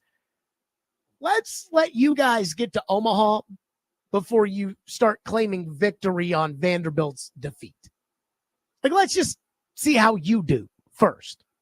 But they'll have a shot to make it to the Supers against Wake Forest, and the line is in favor of Tennessee at minus 285. And there are a lot of the elimination games today. They're called Game 7s, obviously. They're the 7th game of regional, and it's an elimination winner-take-all game. There are 6 today, and by my count, 4 of them involve the SEC. Oklahoma is losing to North Carolina 8-2 right now in Chapel Hill in the bottom of the 6th. It looks like North Carolina is probably going to win that regional, and that will be another SEC team that has been knocked out. As we know, the Vandy boys got knocked out, not by Louisville, who ended up winning the regional. Shout out to the Cards. Not to Louisville, but to Wright State, who in 18 innings of baseball over 2 games outplayed Vanderbilt for 16 of the 18 innings. It was disgraceful. Then there was Texas, the number 2 seed in the NCAA tournament. Texas, who won the regular season in the SEC. Jim Schlossnagle is the head coach. If you remember, he was the head coach at Texas A&M last year when they got to the College World Series final against Tennessee. They lost to UT. Schlossnagle acted like a total a-hole when he was asked after the game whether or not he was going to take the Texas job. He took the Texas job. They won the SEC regular season title. They get the number 2 seed in the tournament, and they are out because they have lost twice to Texas San Antonio. I read on Twitter, so I don't know how true this is. The difference in NIL money between Texas and Texas San Antonio is $300,000 to $9 million. And would that shock you if that ended up being the actual number? Florida's out. Georgia's out. And again, Oklahoma's about to be out. LSU at home is going to take on Little Rock in an elimination game today. Ole Miss at home is taking on Murray State in an elimination game today. And, of course, UT is taking on Wake Forest in an elimination game today. But there's one thing I can't get over. And this is a big college sports discussion, not so much a college baseball discussion, and not so much a Vanderbilt puked all over themselves discussion, but it needs to be had. All I've heard about the transfer portal and NIL and everything that's new about college sports is how much it's poisoning the water, how much it's ruining the game, how much it's bad for the kids, how much it's bad for the little guy, how much it's bad for the big guy, how much it's bad for the competition. The SEC was in Destin last week and held press conference after press conference bitching about the state of affairs in college football. And yet, here we are in the playoffs in college baseball, which by no means are fair. Texas is playing every single game at home. Vanderbilt played every single game of this regional at home. That is not fair. That is a massive advantage. Tennessee, every game at Lindsey Nelson Stadium. And yet, with all the money that these coaches are getting paid, Schlossnagle got paid like $4 million to leave A&M to coach Texas. And I can promise you, Texas is not bringing in $4 million in revenue for baseball. Corbin makes a fortune. Vitello makes a fortune. All these coaches are making a bunch of money. With the NIL money, the players are getting paid. And we hear about it all the time. Oh, my God, we can't compete with NIL. There's nothing we can do. They've got all the money. What are we going to do?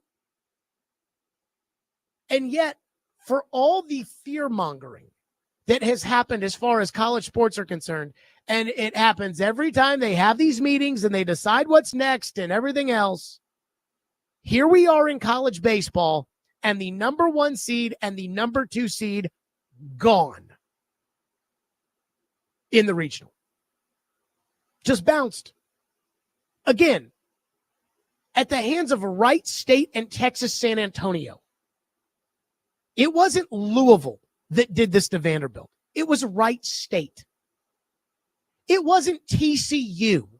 It wasn't Baylor. It wasn't another Power 4, Power 5, whatever you want to call it. It wasn't another Power Conference Texas school. A&M, who didn't even make the tournament in spite of the fact that they spent a fortune on NIL. It was Texas San Antonio. I would love to know this. And again, it's not exactly my business, and people don't usually bandy about things that they're not proud of. How much NIL money does Wright State have? Again, I made a joke with my Louisville friends yesterday. You know, the pitcher that had a no-hitter through the first 6 innings against Vanderbilt Friday night. I was like, we need to go over to him, and we need to say, hey, son, how would you like to play at Louisville? Because with the transfer portal, we can do that. And with NIL money, again, and I mean this with all due respect to Wright State, I think, keyword there being think, I think we have more money than Wright State has. So couldn't we just pay that guy more money? Couldn't it just? So when I hear all these guys, I hear the commissioners get up there and they say, oh no, without this TV contract, we won't be able to compete. Oh no. If we're in this conference, we won't be able to compete. I have to ask, how come the SEC, with all the money that they have, the NIL, the fan bases, everything else, how come they're getting their asses kicked in baseball? Can somebody explain that to me? Vanderbilt, out, see ya. Texas, out, see ya. Now, Arkansas and Auburn have advanced, and that's good. LSU, the 6th seed, they're fighting for their lives tonight. Georgia, out, see ya. Do they have NIL money at Georgia? Yeah, I think they do.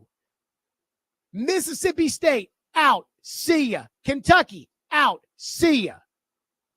Ole Miss fighting for their lives. They played an elimination game yesterday, and they beat Georgia Tech 11-9. They're going to play Murray State tonight. We'll see. Florida, out, see ya.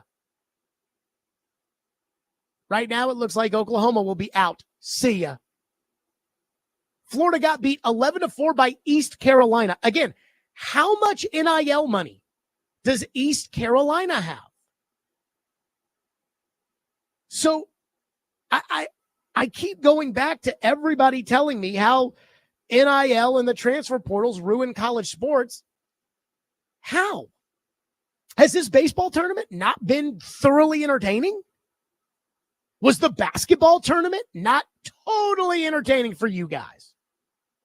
And I even said this at the time during the basketball tournament when all 4 number 1 seeds advanced and people said, oh no, in today's era of NIL, Cinderella is dead.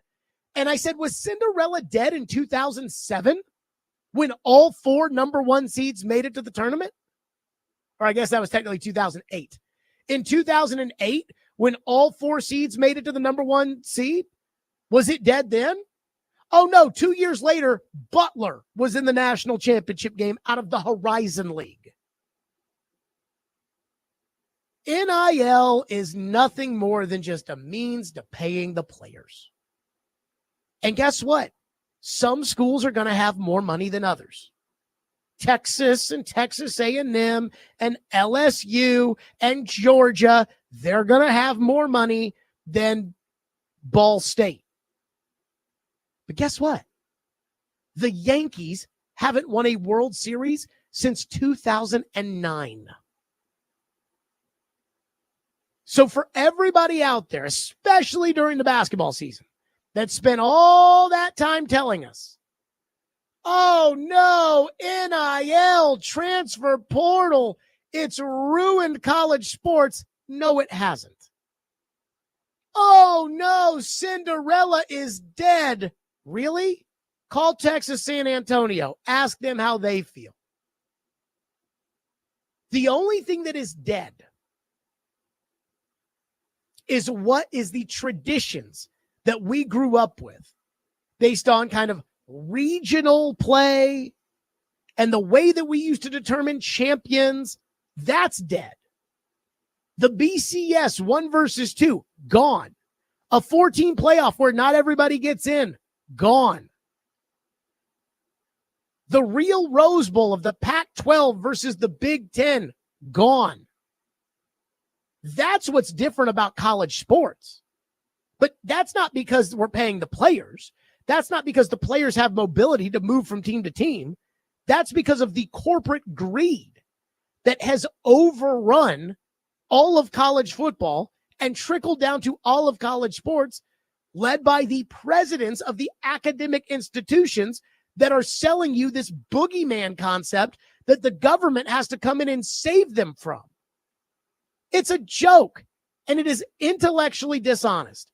And again, this weekend, next time I hear Florida State complain about we're not going to be able to compete with NIL in the transfer portal if we're in this crappy ACC, I will ask you, how in an era where the coaches have never made more money in any of these sports, but especially college baseball, in an era where one conference truly is all in on baseball, the SEC, the coaches are getting paid, the players are getting paid. How did the number 1 seed from the SEC get knocked out by Wright State? How did the number 2 seed from the SEC get knocked out by Texas San Antonio? You think Augie would have ever lost to Texas San Antonio in a regional? No. Answer me that, and then we'll talk about whether or not NIL and the transfer portal is ruining college sports.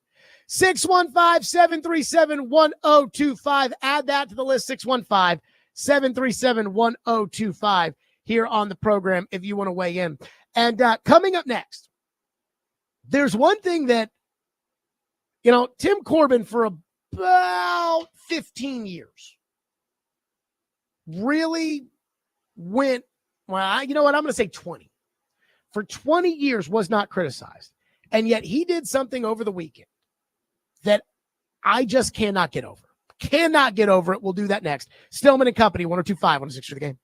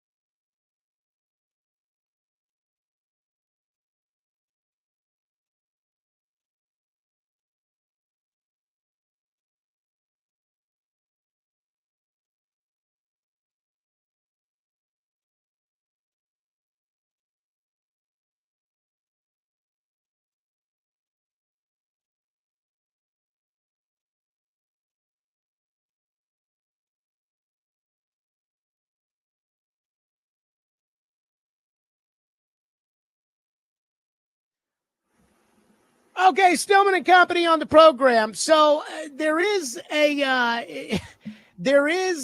again this weird sense when it comes to Vanderbilt and it comes to Tim Corbin. You know, somebody texted earlier today and said, you know, how dare Jared Stillman, you know, criticize Tim Corbin for moves that were made or whatever. He's not going anywhere. Move on, next subject. And I'm like, do you want to be treated like a real sport, or do you want to be treated like a kid's glove sport in a small town and say, oh, no, we're not allowed to do that? And I just don't believe in that. You know, I told people this when it came to the Predators years ago. And I said, look, I'm going to treat you the same way that I treat the Titans, the same way that I treat UT, the same way I treat everybody else. Now, that doesn't mean I'm always going to say good things about you, but I'll treat you the same.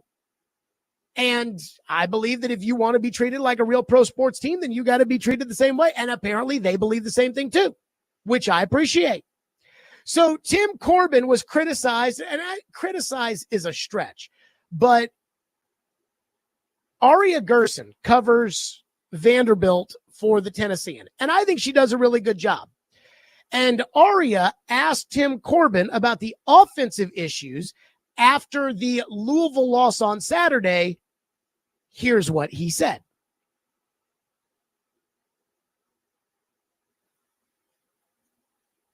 Or do we not have it, Reed?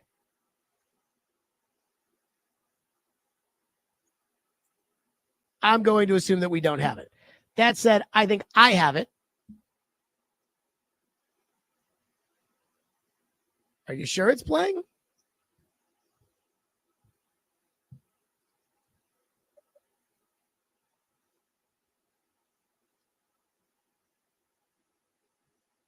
I'm not sure it's playing.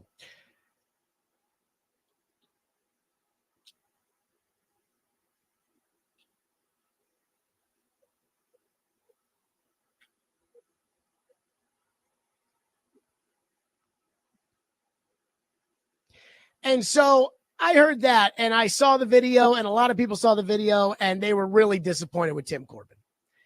And I was disappointed too. I think that's beneath him. I mean, I think that, quite frankly, I was telling people yesterday, I think Tim Corbin should have started his press conference yesterday, even after they lost to Wright State. I thought Tim Corbin should have started his press conference with an apology, that he should have apologized to Aria for that. But again, that's not the thing where I'm like, man, if you're going to criticize him, that's where I would criticize is the offense. I can't get over what he did with the pitching staff. And again, I don't feel like enough people are talking about this. He had 3 starters in the SEC, Thompson, Bowker, and Fennell. And in the last 2 series, he had gone with Fennell, you know, behind Bowker. And I just figured that was a rest thing, you know, where he, instead of starting him, he would pitch him in relief and have one piggyback the other. And that's what I figured they were going to do. And instead, it was the opposite. No, like, this is how he's going to pitch him. And so against Louisville, down by a run, he pitches Connor Fennell, who should be his game 3 starter. At this point, you're down. Like, yes, you want to win. I want, you know, if I'm in that dugout, I want to win. I get all of that. But you have to be prepared for what happens if you don't win and you're still playing the next game. So I thought that was just awful. I thought, again, you know, the little back and forth between Corbin and Aria, I did not like. That bothered me. But more so what bothered me was the fact that, again, and I'm sitting in the stands. I am down the first baseline opposite the Vanderbilt dugout. And I am sitting in the Louisville section. And, man, when you are the visiting team, the Vandy tickets, they put you way off to the side. So I'm sitting way down the first baseline in the Louisville section. I am sitting with the Louisville athletic director in the athletic, you know, the Louisville fan base side. The coaches' families in front of me, like, we are entrenched there. And I see Connor Fennell come into game down by a run. And I thought, why is he pitching him? He needs to be saving him. And I thought it was gross mismanagement. And today, Willie was like, well, he did that against Kentucky. Well, guess what? against Kentucky, he wasn't going to be facing elimination. This was about elimination and strategy. He should have gone with Bowker, who was good. He went to the bullpen and then later went to Fennel. Down by a run in the back half of game 2. If it was an elimination game, I'm fine with bringing Fennel in. I am not fine with bringing Fennel in a game that is not an elimination game. And that is bad coaching. That is bad management. And it's okay to call it out that way. Again, we do the same thing with Tony Vitello. We do the same thing with Clark Lee. We do the same thing with Mark Byington. We do the same thing. If you want to be treated like a big boy sport, you have to be willing to be treated like a big boy when it comes to criticism.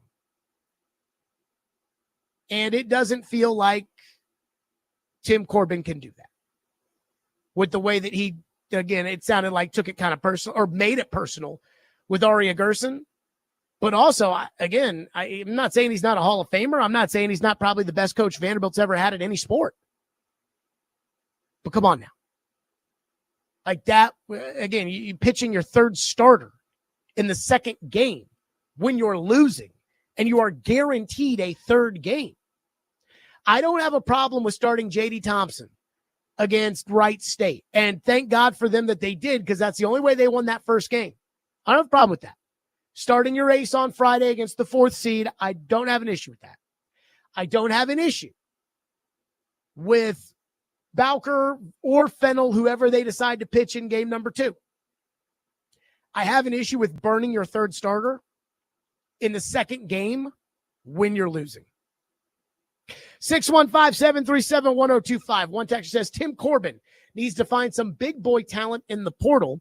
This was a young and somewhat inexperienced Vanderbilt team, and the bats were horrible this weekend. No adjustments, and I could tell 3 innings in on Friday night they weren't ready to play. That comes from George in Murfreesboro. I felt like Vanderbilt was going to win the regional until they lost to us on Saturday.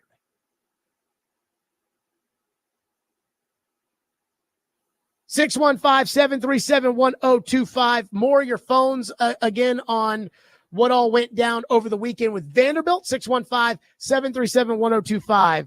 And I got to tell you the thing that I just find hilarious about all this. And again, it's someone I love, but goodness gracious, we'll get to that next as well. Stillman and Company, 102.5, 106 for the game.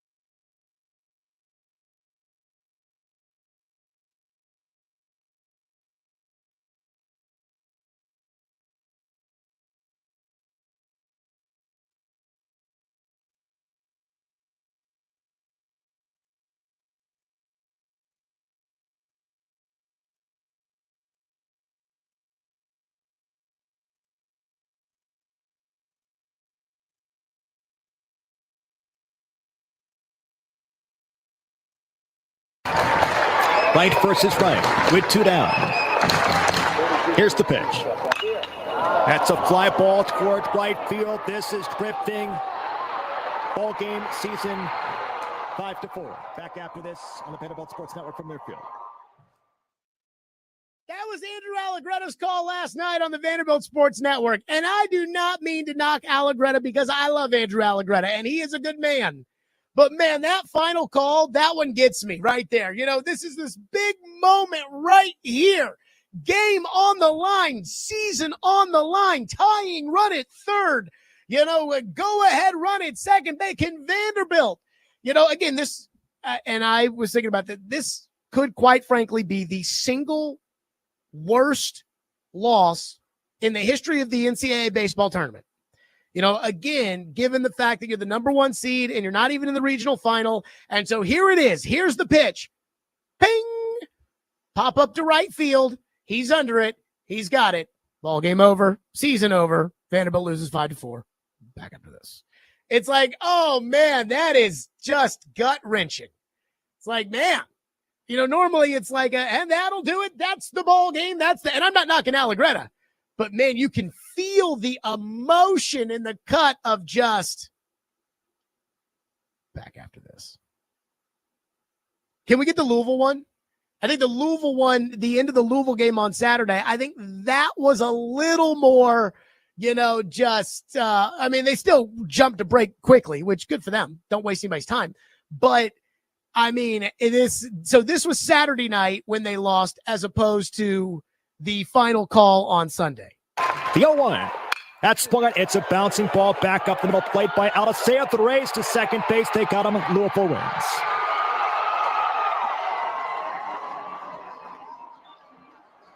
Final score 3-2. Vanderbilt plays tomorrow at 2 p.m. Back in just a couple of seconds after this on the Vanderbilt Sports Network from their field. Yeah, you know, there was a little bit there, but then again, he was telling you that Vanderbilt plays tomorrow at 2 p.m., which is not something that he would tell you on, you know, this is certainly not something Allegretta would tell you yesterday because the season was over. And again, I'm not sitting here like laughing or making fun of his final call. It was a good call, but it's like, man, that was just ping, ball hit to right field. Uh-oh. He's under it. That's it. Season over. Ball game over. The end. 615-737-1025. We do have, by the way, coming up, I have put together a top 10 list of the biggest choke jobs in Nashville area. So I'm including Tennessee in this, UT. I have the top 10 list of the biggest choke jobs in the Nashville area this century. Because obviously I can't tell you about what happened in 1972. You know, I can't tell you about the 1984 Vanderbilt football team that I think started off 4-0 and they started calling themselves the Sugar Doors because they were going to make the Sugar Bowl. And then I think they lost like every game the rest of the way. I didn't live through that. I don't remember that. So I decided this century. I was 10 years old at the turn of the century, and putting together this list did open up some scabs. And I was wondering where Vanderbilt fit on that list because, well, quite frankly, this was an all-timer from Vanderbilt this weekend. It would have been one thing if Vanderbilt had lost to Louisville. You know, they lose to Louisville on Saturday night. They beat Wright State. They play Louisville tomorrow night or last night, and Louisville wins 5-1. And hey, you know, they just ran out of pitching, and Louisville, who's always tough for them, you know, got the other side of it. And this rivalry, you know, the Vanderbilt-Louisville rivalry, you know, usually when they play in the postseason, the better team does not win. I know that sounds crazy, but go back to, I believe, Dan McDonald got to Louisville in 2007. And so that's when the rivalry really started between Vanderbilt and Louisville. Since then, the better team has pretty much lost every time in the playoffs when they've played each other outside of Omaha. Now, in Omaha, I believe Vandy has been the higher-ranked team both times and has won both times. But if you go back to 2010, for instance, Louisville had a 50-win season. They were a national seed. Vanderbilt was fine, like they had Sonny Gray, but they had lost a bunch of players, you know, from the David Price era. They had all graduated and gone to the big leagues and everything else. And so they had a good team, but they didn't have a great team. And they went into Louisville and they beat Louisville by winning twice out of the losers bracket in 2010. That was the dream season for the Louisville Cardinals. A couple years later in 2013, Vanderbilt had the number 2 team in the country, and they played Louisville in the Super Regional. And Louisville, I believe, was like the 15th seed in that tournament. And Vandy was good. And I think they were the betting favorite to win the whole thing. And Louisville went in there and swept them in a Super Regional and took both games. Cody Ige, by the way, with the save in the finale. Then a couple years later, they play each other again. Vanderbilt, number 1 seed. Louisville goes in there and wins the regional. And that's just something that happens. If that had happened, I think we all would have said, okay, that makes sense. Them's the breaks. Like, college baseball is a weird sport. It's a little different. But they didn't lose to Louisville, big picture. They lost to Wright State. And that's what makes this one of the worst losses, if not the worst loss in college baseball history. 615-737-1025. One texter says, baseball is way different than football. There are JUCO teams that would boat race Division I programs. Okay, let's not kid ourselves here. If Texas is actually spending $9 million in NIL money on their college baseball program, they're probably not going to lose to a JUCO team. Now, baseball as a whole is a lot less random, for instance, than football. But I also think the mentality is, when it comes to football, that, Ohio State plays Oregon, and Ohio State crushed Oregon that one time, which means Ohio State is for sure better than Oregon. But Ohio State and Oregon played earlier in the year, and Oregon won. So we just take the results as is and say, oh, my God, this team's so good. I mean, if we had the Bills and the Chiefs playing a 7-game series, I don't think it would be Chiefs 7-0. I mean, I keep hearing everybody give me the fear-mongering about college sports. Oh, with NIL and the transfer portal, it'll never be the same. Cinderella is gone. The have-nots won't survive. What are we going to do? And here's UTSA and Wright State knocking off the number 1 seed and the number 2 seed. Give me a break. 615-737-1025. James is up next here on our program. James, thank you for calling. Thank you for waiting. Go ahead. Hey, no problem.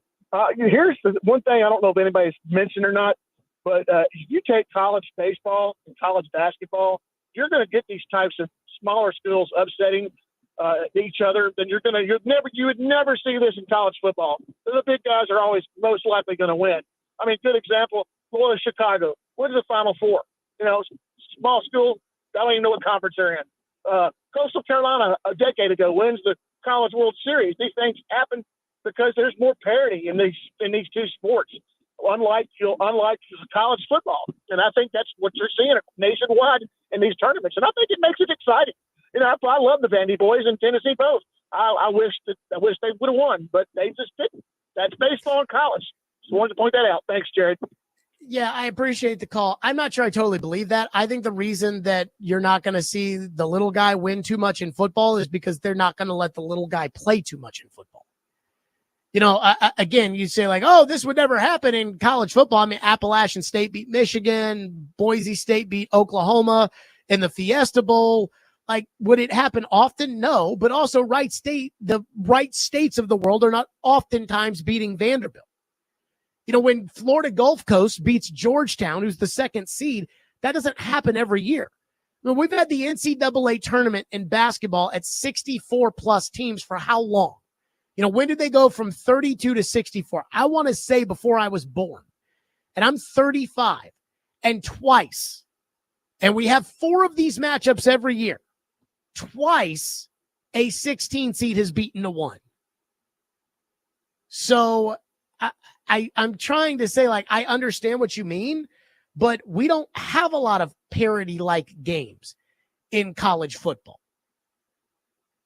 Whereas in baseball, we play a lot more games. In basketball, we play a lot more games. I mean, Vanderbilt beat Alabama last year. So don't tell me that we're not going to have a lot of parity. I actually think that If I'm the Big Ten and I'm sitting there dealing with all of the trying to get all my teams in the playoff in football, and we're trying to basically make this AFC, NFC, and nobody else matters. This was a bad weekend for me because the SEC, with all the money they spend in baseball, with the way they care about these programs, Mississippi State got to the regional final of their region. They fired their coach a month and a half ago. They won the World Series in 2021 with Chris Lemonis as their coach. They fired him. They still made it to the regional final.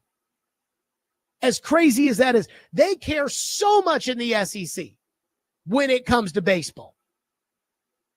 And so with them caring as much as they do, and they're getting beat by Texas, San Antonio, and Wright State, that, as far as football is concerned, would make me say, yeah, maybe we shouldn't just go ahead and give all the conferences all the automatic qualifier spots. Tony Petitti, which, by the way, I heard a rumor after the show on Friday. I heard a rumor, the word on the street. All this chatter last week that came of the 4-4-2-2 model the Big Ten is trying to push, and how Sankey is against it. And we had Clark Lee on the show on Friday, and he's against the 4-4-2-2 model of the college football playoff. He's for the 5 automatic qualifiers and the 11 at-large bids. And the ACC's on record saying they're 5-11, and the Big Ten is on record saying we're 5-11. And I heard through the grapevine that Tony Petitti has promised, so this is the commissioner of the Big Ten, he has promised the chancellors and presidents of the Big Ten that they will get 4 teams as automatic qualifiers every year in the playoff. Like he said to them, I promise you I'll get us 4 automatic qualifiers. And now there's a pushback because nobody else except for the Big Ten wants this. They're trying to get some of the SEC ADs. I don't think it's going to work. But I think it's funny that he thought, oh, yeah, I'll just go promise this. Easy there, Big Ten. And I know you've won the last 2 national titles in football, but again, easy there with that stupid, terrible model. 615-737-1025. Okay, we've got the Aria Gerson, Tim Corbin cut. I do want to get into this next because I do feel like Tim Corbin needs a spanking, and I guess I'm the one who's going to take my belt off. We'll do it next. Stillman and Company, 102.5, 106 for the game.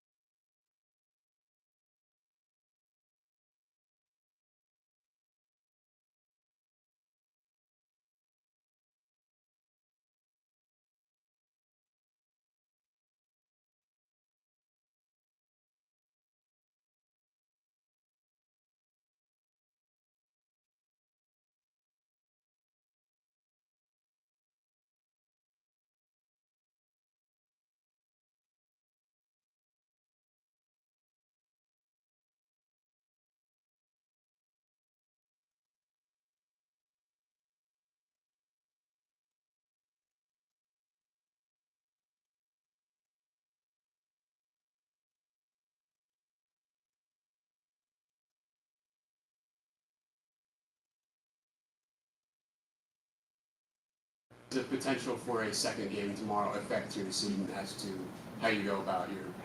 I don't give a rat's ass about a second game. All I care about is Wright State. That's it. But, Tim, what was the issue with the offense today? No, we didn't score enough runs. Issue?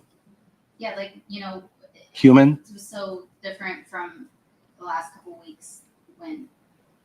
You play playoff baseball, Aria?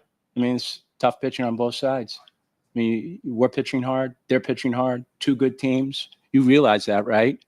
These are good pitchers on the mound. These are battles. We just didn't win the battle. Don't go searching for like a lot of ancillary bullshit. It's just we didn't get the hit. There you go. That was Tim Corbin Saturday night. And I got to say this again. I don't get on people when they tell the truth, when they say things like, hey, did you hear he said this? And then the media crushes them because how dare he say that? And then that just, makes everybody else not want to tell the truth. And that I don't like. So I'm always like, hey, man, tell me what you really think here. But I did hear that on Saturday night, and I don't want to say like offended, but I was disappointed in Tim Corbin. And I mean, Twitter was just lighting them up. And last night when they lost to Wright State, I saw Mark Ennis, a radio host who I used to work with in Louisville, who tweeted out, anyone got the link for the Tim Corbin press conference? Excited that it would be, some sort of fireworks show. And so I want to address the way that Tim Corbin talked to Aria Gerson on Saturday, because I think it is beneath Tim Corbin. I don't think it's some sort of reprimandable type action. Like, I don't think Greg Sankey needs to call him. I don't think Candace Lee needs to call him. But I look at Tim Corbin differently than I look at Bobby Knight. And I think I should be allowed to do that. I look at him differently than I look at Rick Pitino. Again, Rick Pitino has sex scandals and bribery problems. Not exactly Tim Corbin. Tim Corbin, competitor, hates to lose. Got it. So does everybody else.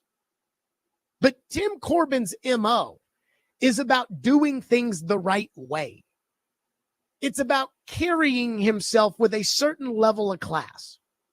And when you look at the female reporter and you say, have you ever played playoff baseball, Aria? What is she supposed to say to that? Her question after 2 games is, what's wrong with the offense? It was a totally fair question.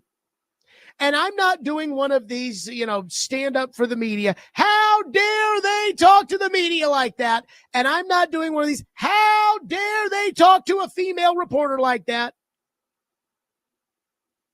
But I'm doing hey, Tim Corbin, reality check. Your reputation as to the kind of guy you are, not just the winner, but the kind of guy you are, it's up here. You start acting like that, it's going to drop a little bit lower. And I also don't think this was a very good idea, because instead of saying something like, hey, we didn't score enough runs, we didn't come up with a timely hit, we didn't work the count well enough, we didn't catch up to the fastball, we got to be able, instead of saying that, like actual adjustments that a coach should make, you turn this into a story about yourself, which I also find to be beneath Tim Corbin. And then there's just the reality of, dude, when you say that to any reporter, when you put it back on them and you say, did you play playoff baseball? It sounds like you believe in your heart that you're above criticism. Did you play playoff baseball? You didn't play, so you don't know. I don't go to the oncologist yet because I'm 35 years old. But if I did go to the oncologist, I wouldn't ask him, have you had cancer before?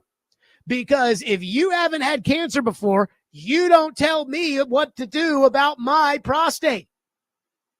No, I've got an idea that the guy that went to medical school and does this for a living, or gal, I got the idea that they probably know more about this than I do. And I'm not saying that Aria Gerson knows more about hitting than Tim Corbin, But to act like she doesn't know anything, you haven't played playoff baseball, that is something a simpleton would say. And Tim Corbin is more intellectual than that, and he knows better than that. And then finally, I'm just going to say this too. Dude, your athletic director is a woman. And your athletic director is a woman that I have a lot of respect for. Has she ever played playoff baseball? I'm going to venture to say no, she hasn't. If Candace Storey Lee went up to Tim Corbin after the game and said, "What's wrong with the offense?" would he look at her and say, "Candace, you haven't played playoff baseball. You don't know." You know, speaking of have you played? You didn't play the game. You don't know. There was a poll The Athletic did in the NBA midway through the season. They asked the players who the most overrated player in the NBA is. And holy crap, are there a lot of them. Like James Harden and Russell Westbrook and etc. Do you want to know who got the most votes as the most, according to the Athletics player poll? And 90 players voted in this. Do you want to know who got the most votes for the most overrated player? Tyrese Halliburton. Tyrese Halliburton, by all the NBA players, was voted the most overrated player in the NBA. Guess who's still playing basketball right now? Not LeBron, not Kevin Durant, not Steph Curry, not James Harden. Tyrese Halliburton has gone through Giannis Antetokounmpo, Darius Garland, Donovan Mitchell, and Jalen Brunson, and is still playing basketball. Now, I don't know about you, but I have a hard time believing that Tyrese Halliburton is the most overrated player in the NBA when he is the leader of his team in the NBA Finals. You know what that tells me? That tells me those NBA players need to stick to playing and stay out of the front office. So again, when you look at Aria Gerson and you say, "What do you mean, Aria? What's wrong with the offense?" Yeah, you didn't get an extra base hit Saturday night. You were no hit through 6 innings by a guy with a 5 ERA for Wright State. Yeah, I'd say that's a fair question. Instead of doing the "you didn't play the game," which any moron can say, maybe be a little bit more intellectual about it, because Tim Corbin, your reputation is that you are an intellectual thinker and strategist. And that was anything but. That was a sore loser going to the well of excuses. And personally, I just believe that's beneath Tim Corbin. That is beneath what I think of Tim Corbin. If one of these other coaches who comes off as a total a-hole, if one of these other coaches does it, fine. I thought that was bad. So I thought Corbin should have started his press conference by apologizing to Aria Gerson, and not so much because, how dare you say that to Aria, but because Tim Corbin needs to set the record straight for himself. Again, about what he really believes in and what he really stands for. So that's just my take on it. Again, I think Corbin's a great baseball coach. I think he's probably the greatest sports figure in Vanderbilt history. We all make mistakes, but that was not a good look on Saturday night. 615-737-1025. Okay, the Vandy boys absolutely choked this weekend. And this may be, again, the single biggest choke job in the history of the NCAA baseball tournament. But coming up next, I took the top 10 choking performances of the 21st century from the Nashville area. So this includes the Vols, Titans, Preds, Vandy, etc. And I have ranked them 1 through 10.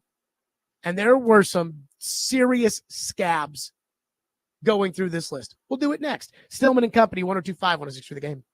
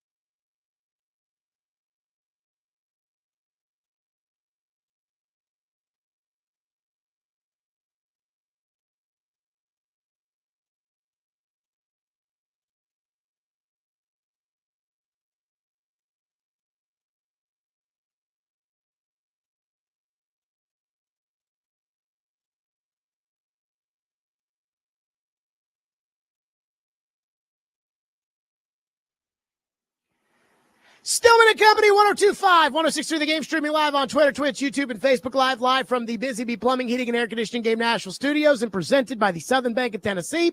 The Vandy boys are done in the NCAA baseball tournament. I got to tell you, I am shocked by this. I fully expected Vanderbilt to go 3-0 in the regional. I didn't think it was going to be easy, and I could have seen Louisville beating them because I have seen the funky things that happened between those two teams before. But losing to Wright State? That I didn't see coming. Again, Vanderbilt, the first team since 1999 when the tournament expanded to its current format to lose as the number one overall seed before even making the regional final. First time that's ever happened. You know, they lost in the regionals as the number one seed in 2007, but they got to that elimination winner-take-all Monday night game against Michigan when David Price allowed the home run out of the bullpen. This was a choke job. And not only that, it was Wright State. So I was thinking in my head, I go, where does this rank as far as the Nashville area choke jobs of the 21st century? So I've decided to take the last 25 years. You know, I probably could have done ever, but I don't know what, I couldn't tell you about 1963 Vanderbilt basketball. So let's just stick with what I do know. And again, that's the 21st century. I feel like that's good enough. So I decided to go through the 10 most painful choke jobs. So for instance, like Jeff Green's travel against Vanderbilt in the Sweet 16 in 2007 doesn't make the list simply because they didn't choke. The refs screwed them. And that, as much as it hurt, wasn't a choke job. That just was a bad call. And they lost to a good team. These are the choke jobs. So we start at number 10 with the biggest choke jobs in Nashville area. And this includes UT, choking performances of the 21st century. Derrick Henry versus the Ravens in the 2020 playoffs. Derrick Henry in 2020 ran for 2,000 yards. Everybody knew he was getting the ball and nobody could do anything about it. Derrick Henry led the NFL in attempts with 378. He led the NFL in rushing yards with 2,027. He led the NFL in touchdowns with 17. He averaged 126 yards a game, and he put it on the Ravens in the regular season and ran them out off the field in overtime that year. The Titans get matched up with the Ravens, a team that they beat and that he handled the year before to the tune of almost 200 yards in the playoffs in 2020. And Derrick Henry had 18 carries for 40 yards with a long of 8. The thing about the playoffs, and I know Baltimore's game plan was to stop Derrick Henry, and A.J. Brown had a touchdown on the first drive, and Corey Davis, who's never reliable and always hurt, he got hurt in that game. I know. But Derrick Henry was the king in 2020. And in one playoff game, he rushed for 40 yards. That was a choke job. That's number 10. 2018 Tennessee basketball, losing to Sister Jean and Loyola Chicago in the second round of the NCAA tournament. The 2018 team was a surprise. People did not think that they would compete in the SEC, and not only did they compete, but they competed well. Grant Williams, Admiral Schofield, Jordan Bone. They were the SEC regular season champions and a number 3 seed in the NCAA tournament. And then they got lucky. Loyola Chicago, 11th seeded Loyola Chicago beat Miami. It was an upset. Hooray. So they go through 14th seeded Wright State, 14th seeded Wright State, and then they get 11th seeded Loyola Chicago and Sister Jean. And they lost by a point. Had they won their path to the Final Four, and we know how hard it's been for Tennessee to get to the Final Four, running into teams like Houston and Zach Edey, their path in 2018 would have been 7th seeded Nevada and 9th seeded Kansas State. Should they have gotten to the Final Four that year? Yes. But I guess they just couldn't beat God who was on Sister Jean's side that day. 2018 Tennessee makes the list. Vandy baseball in 2007 against Michigan. That was the dream season. And while this team was the number one overall seed in the tournament, I don't think people will look back on the 2025 Vanderbilt Commodores and say, oh my God, look at that team. In 2007, that's exactly who the Vandy boys were. David Price, All-American, Golden Spikes winner. Pedro Alvarez, All-American. Ryan Flaherty, All-American. Dominic De La Osa, All-American. And they lost to Michigan. In fact, David Price, in the regional final on Monday night, pitching out of the bullpen, gave up a home run to a pinch hitter who wasn't even batting 200. And just like that, the dream season was over. That was a tough one for Vandy baseball. That, while Michigan was probably a better team than Wright State is now, that was the best team Vanderbilt's ever had. And I know they've had 2 national champions. That was the best team they've ever had. And that team didn't even get to the Supers. That's number 8. This is an odd random one, but I think it belongs on the list. The 2011 Titans versus the Indianapolis Colts. Again, the 2011 Titans, it's an odd fit because unlike the 2020 Titans that were a division champion and number 2 in the league in total offense, or Tennessee basketball that was the SEC champion, or number 1 seeded Vanderbilt in 2007, the 2011 Titans weren't some sort of juggernaut. But at the same time, they would have made the playoffs if they had beaten 0-13 Indianapolis in December. The Indianapolis Colts starting quarterback, Dan Orlovsky, was 11 of 17 for 82 yards and 1 touchdown, one of his 2 NFL career victories. The game was played on December 18th. Indy had the 30th ranked offense and the 25th ranked defense. If there was a Cancun on 3 team, if there ever was one, it's the 2011 Colts. 0-13, sucking for Andrew Luck, and somehow, some way, they kept the Titans out of the playoffs with Dan Orlovsky at quarterback. Mike Munchak would have made the playoffs with that victory, couldn't get it. That's number 7 because of just how bad that 2011 Colts team was. Tennessee baseball in 2022 against Notre Dame in the Super Regionals. That was the year that Robbie and Joe were having discussions on the air of would you take Tennessee or the field? Now, that is a ridiculous conversation to have because the field is almost always the better bet in college baseball.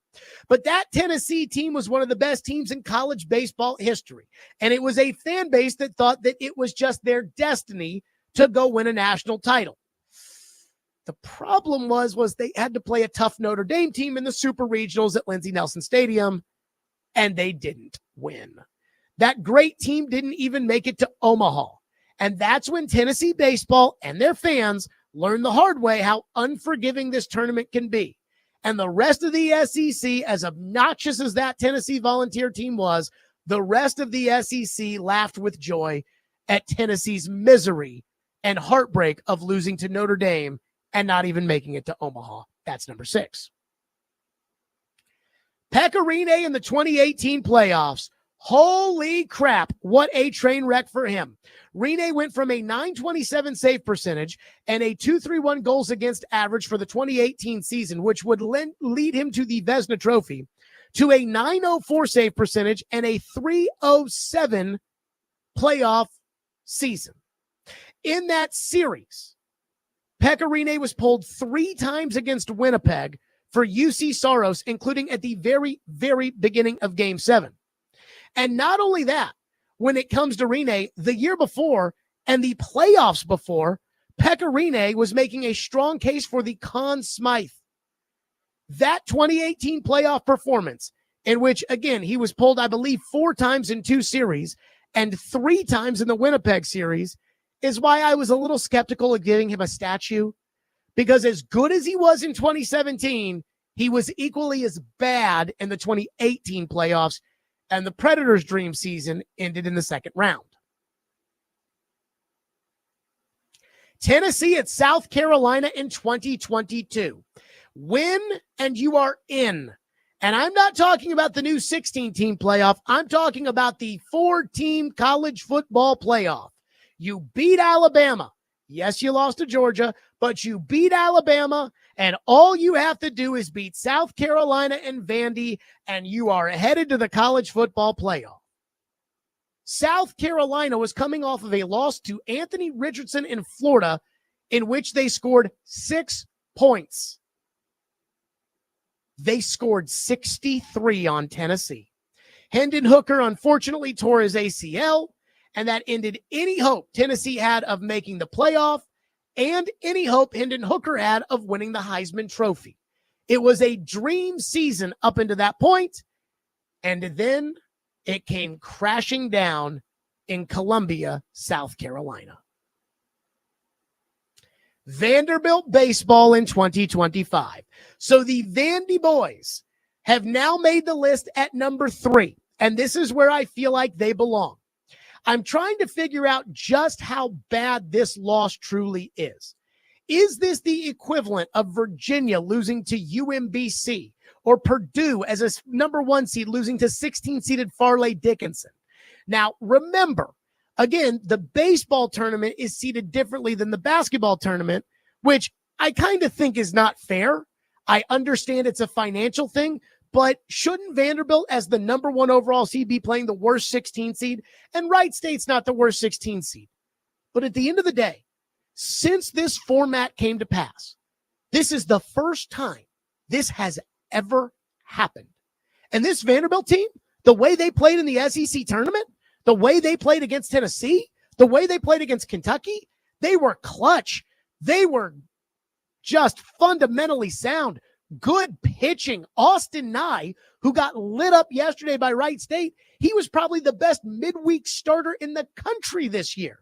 They ran the bases well. They fielded the defense. They were great. And they were awful this weekend. Couldn't get a big hit when they needed it. The only way they scored against Louisville on Saturday night was taking advantage of Louisville's defensive mistakes. Again, this team wasn't as good as the 2007 Vanderbilt team, but I'm going to lean towards this being a bigger choke job because of who they lost to. The Vandy boys, hate to say it, number 3 biggest choke job of the 21st century in the Nashville area. Ryan Tannehill against the Cincinnati Bengals in the divisional round of the playoffs. The 3 interceptions, you know it, I knew it. He threw an interception on the first pass of the game. He threw an interception on his last pass of the game. The Titans got 9 sacks of Joe Burrow and lost. I've never seen anything like that before. What a disaster. Ryan Tannehill versus the Bengals in 2021, the second worst area choke job of the last 25 years. And this is the one that hurts. The Titans versus the Ravens in the 2000 playoffs. You know what I'm talking about. The one in which Baltimore had 6 first downs. Not a bunch of first downs, 6. And this one is number 1 on the list because the Titans were going to win the Super Bowl if they beat the Ravens, and everybody knew it. And I remember thinking that before they played the game. I'm like, this is the one team I worry about. If they beat the Ravens, they're winning the Super Bowl. And everybody knew it. They gave up 6 first downs on defense, 135 total offensive yards for the Ravens. They blocked a punt, and they still lost 24-10. They had 2 Al Del Greco field goals blocked, one of which was returned for a touchdown. Del Greco missed a 31-yard kick, and then, of course, the Steve McNair pick 6 off of Eddie George's shoulder pads, in which Ray Lewis took back to seal the deal. Baltimore, 24 points on 6 first downs. And they are remembered as a Super Bowl champion with a staunch defense and got their own 30 for 30 out of it. That one hurt the most. So there you go. The top 10 biggest Nashville area choke jobs of this century. Derrick Henry versus the Ravens in 2020, number 10. Tennessee basketball, Sister Jean in Loyola, Chicago, number 9. Vandy baseball with David Price, number 8. Titans Colts 2011, 0-13 Indy, number 7. Tennessee baseball against Notre Dame, number 6. Pecorine in 2018, number 5. Tennessee South Carolina 22 is number 4. Vandy baseball yesterday, number 3. Ryan Tannehill versus the Bengals, number 2. And the Titans versus the Ravens in 2000, number 1. 615-737-1025. Stillman and Company, 1025, 106 for the game.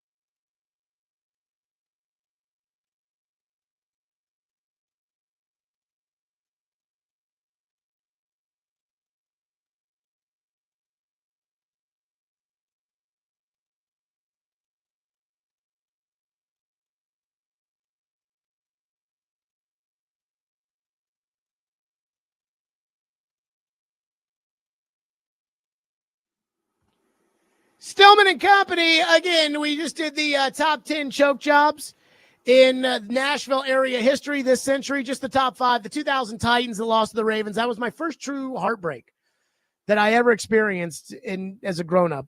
I know. That was my first one. Then Ryan Tannehill versus the Bengals. I think we can all agree with that. The Vandy boys this past weekend, they're number 3. UT football versus South Carolina. Hendon Hooker tears his ACL. They give up 63 points. And then Pecorine in the 2018 playoffs. Ty says, how about an honorable mention for the Titans of 2022, firing John Robinson with the division lead and losing every game the rest of the way? That is a fair one to put in there. I guess because that was more of just kind of an end of the season, owner went crazy, team down the toilet issue, than it was just a freaking choke job. Though, when you do have a 90% chance of winning your division, I do think that choke job is fair to mention that. That probably should have made the list. That maybe that knocks out Derrick Henry in that 2020 Ravens playoff performance. But, man, you just 40 yards when you're averaging 126 a game, when you set the rushing record, when you have 2,000 yards and you're a two-time rushing champion and you go out in a playoff game, a close playoff game. It wasn't like the Titans were playing that game from behind the entire time. It was a close playoff game, and Derrick Henry runs for 40 yards. That's got to make the list. And there were another honorable mention, by the way, that I want to put on the list, 2013 Vanderbilt. They were the number 2 seed in the NCAA tournament. They lost to Louisville. It's a very odd relationship between Vanderbilt and Louisville in the postseason. They lost to Louisville. Louisville went to Omaha in 2013, and Vanderbilt was clearly, and I mean clearly, the better team. Let's go to Jason, who's up next here on our program, has been waiting patiently. Jason, thank you for calling. Go ahead. I just want to talk to you about what Corbin supposedly put the wrong pitcher at the end of the last game. Most coaches play to win. Most coaches play it to their players saying, hey, I believe in y'all. Pitch this guy. We can win it now. A whole lot easier to get back a run than win 2 games from the losing section. So that's what I think about it. But I'll hang up and listen to what you got to say. Yeah, I remember when Mike Vrabel got the head coaching job for the Titans, and he went for it on every 4th down, and his theory was, we're going to play to win. And I understand the idea of that. It's very easy to make the aggressive decision and to say, we're playing to win. We're going for it. And people like that. That doesn't necessarily make it the right decision. In the case of Tim Corbin, it is a 1-run game. And so the game is hanging there in the balance. If you lose, you are playing again tomorrow, period. If you win, you are playing again tomorrow. So there is for sure going to be a 3rd game. And their 3rd best starting pitcher is Connor Fennell. So in my opinion, you have Bowker out there. It's a close game. You want to win that game, but you can't put all your eggs in those baskets.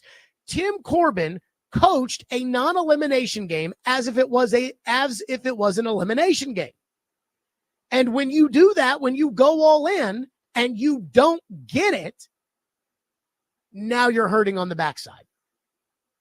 And I just thought this Vanderbilt baseball team was too good and had won too many big games this year for me to not give myself the chance of having Connor Fennell ready to go in the Wright State game, in the loser's bracket game on Sunday. Here's what I would have done if I'm Tim Corbin. I would have bullpenned my way through the rest of the game against Louisville, hoping to win. And if I didn't win, I would have come back with Fennell against Wright State. And at that point now, everything's on the table because it's an elimination game. But I would have just tried to survive in advance. He was taking, I believe, a very aggressive risk, and one that I don't necessarily agree with. Kevin says the only thing worse than hearing coaches and players tell media members that they don't know because they didn't play is listening to journalists, writers, and radio guys tell fans they don't know because they don't cover the team. That's why fans love it. He's one that he can be pissy after a loss because it's not the first time and it won't be the last. I mean, he can do whatever he wants, but if you want me to look at you like an intellectual and you're going to sit there after you score 2 runs basically off of 3 massive Louisville mistakes and you don't get an extra base hit and you're asked what's wrong with the offense and you go, did you ever play playoff baseball? Well, I'm just not going to look at you as much of an intellectual as I did before. Sorry. Chris in Nashville says that South Carolina loss was the biggest loss in 25 years. Again, that's why it made the top spot for UT sports on the list was the South Carolina number 22, the 2022 disastrous Hendon Hooker game. Again, that beat Pecorino's pissing his pants in the Winnipeg series, which probably cost the Predators the cup.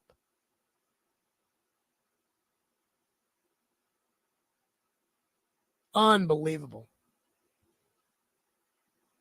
DK in Mount Juliet says, I left that 2000 Titans-Ravens game and hated Jeff Fisher ever since.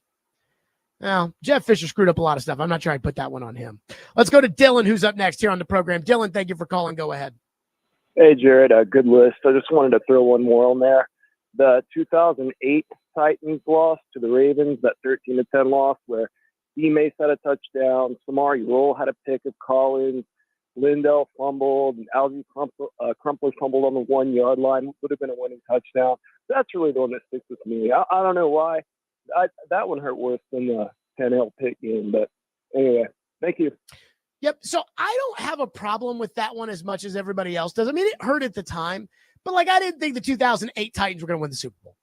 I thought the 2000 Titans were winning the Super Bowl. I didn't think the 2008 Titans were going to win the Super Bowl with Kerry Collins at quarterback. I thought the 2000 Titans, who had lost the year before by a yard and had the best team in ball, I thought they were going to win the Super Bowl. But the 2008 game certainly on the list, but that one's not as bad as some of the others to me, but certainly worth an honorable mention for sure. 615-737-1025. So I had the opportunity to talk with Kenny Albert. Kenny Albert has recently become number 2 as far as nationally televised games are concerned. Having passed his dad, Marv Albert, he'll be on the call for the Stanley Cup final. We'll get to that next. Stillman and Company, 102.5, 106 for the game.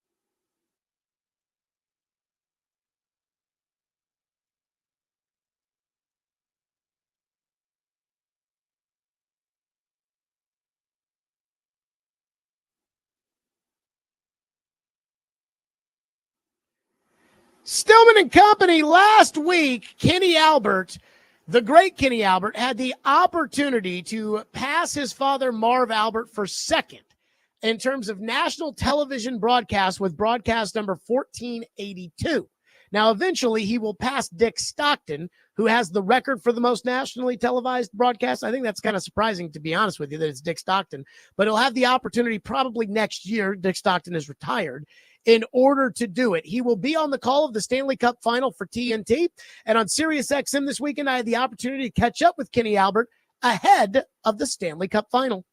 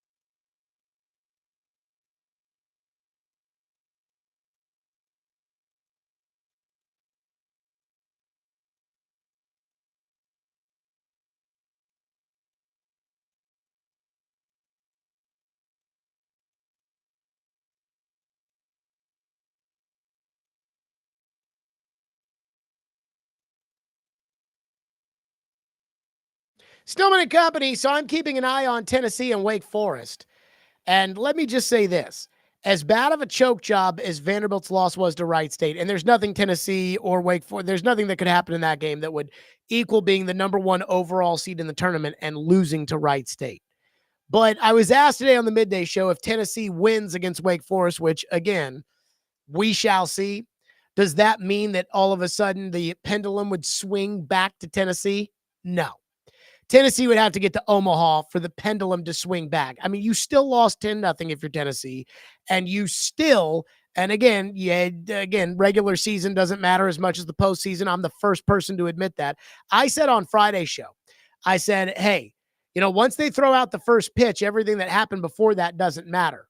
But the stock, again, for Tennessee to pass Vandy, if that's actually going to happen, Tennessee's going to have to get to Omaha because Vandy still took 2 out of 3 and Vanderbilt still beat them 10-0 and 3 out of 4 when you include the SEC tournament and still beat them 10-0. So Tennessee fans, I'd say go worry about your team. Vanderbilt fans, I am just going to tell you, this may make you feel better. That there's an actual chance that this may be exactly what the doctor ordered. This may be exactly what you need. I know you're feeling bad. And I think there are 2 different kinds of Vanderbilt fans. There's the Vanderbilt fans that lost yesterday and are just upset about it. And then they hear somebody criticize Tim Corbin for his pitching decisions. And they say, how dare you criticize Tim Corbin? And I get it. But then there's the other side of it, the Vanderbilt fans that think, oh, nope, see, once again, we just can't win in the regional. We need to make major changes. This isn't good enough. And I'm just here to tell you right now, just accept it, but maybe you'll feel just a little bit better. Maybe just a tiny little bit better. Like you feel just, again, a little bit better if Tennessee does lose to Wake Forest. And the SEC's got some explaining to do, by the way, about how the conference has looked so far into college baseball. That's going to do it for us. Tomorrow, the Titans are going to be back out on the practice field. Cam Ward will be out there, and we will be right here on Stillman and Company, 102.5, 106.3, The Game.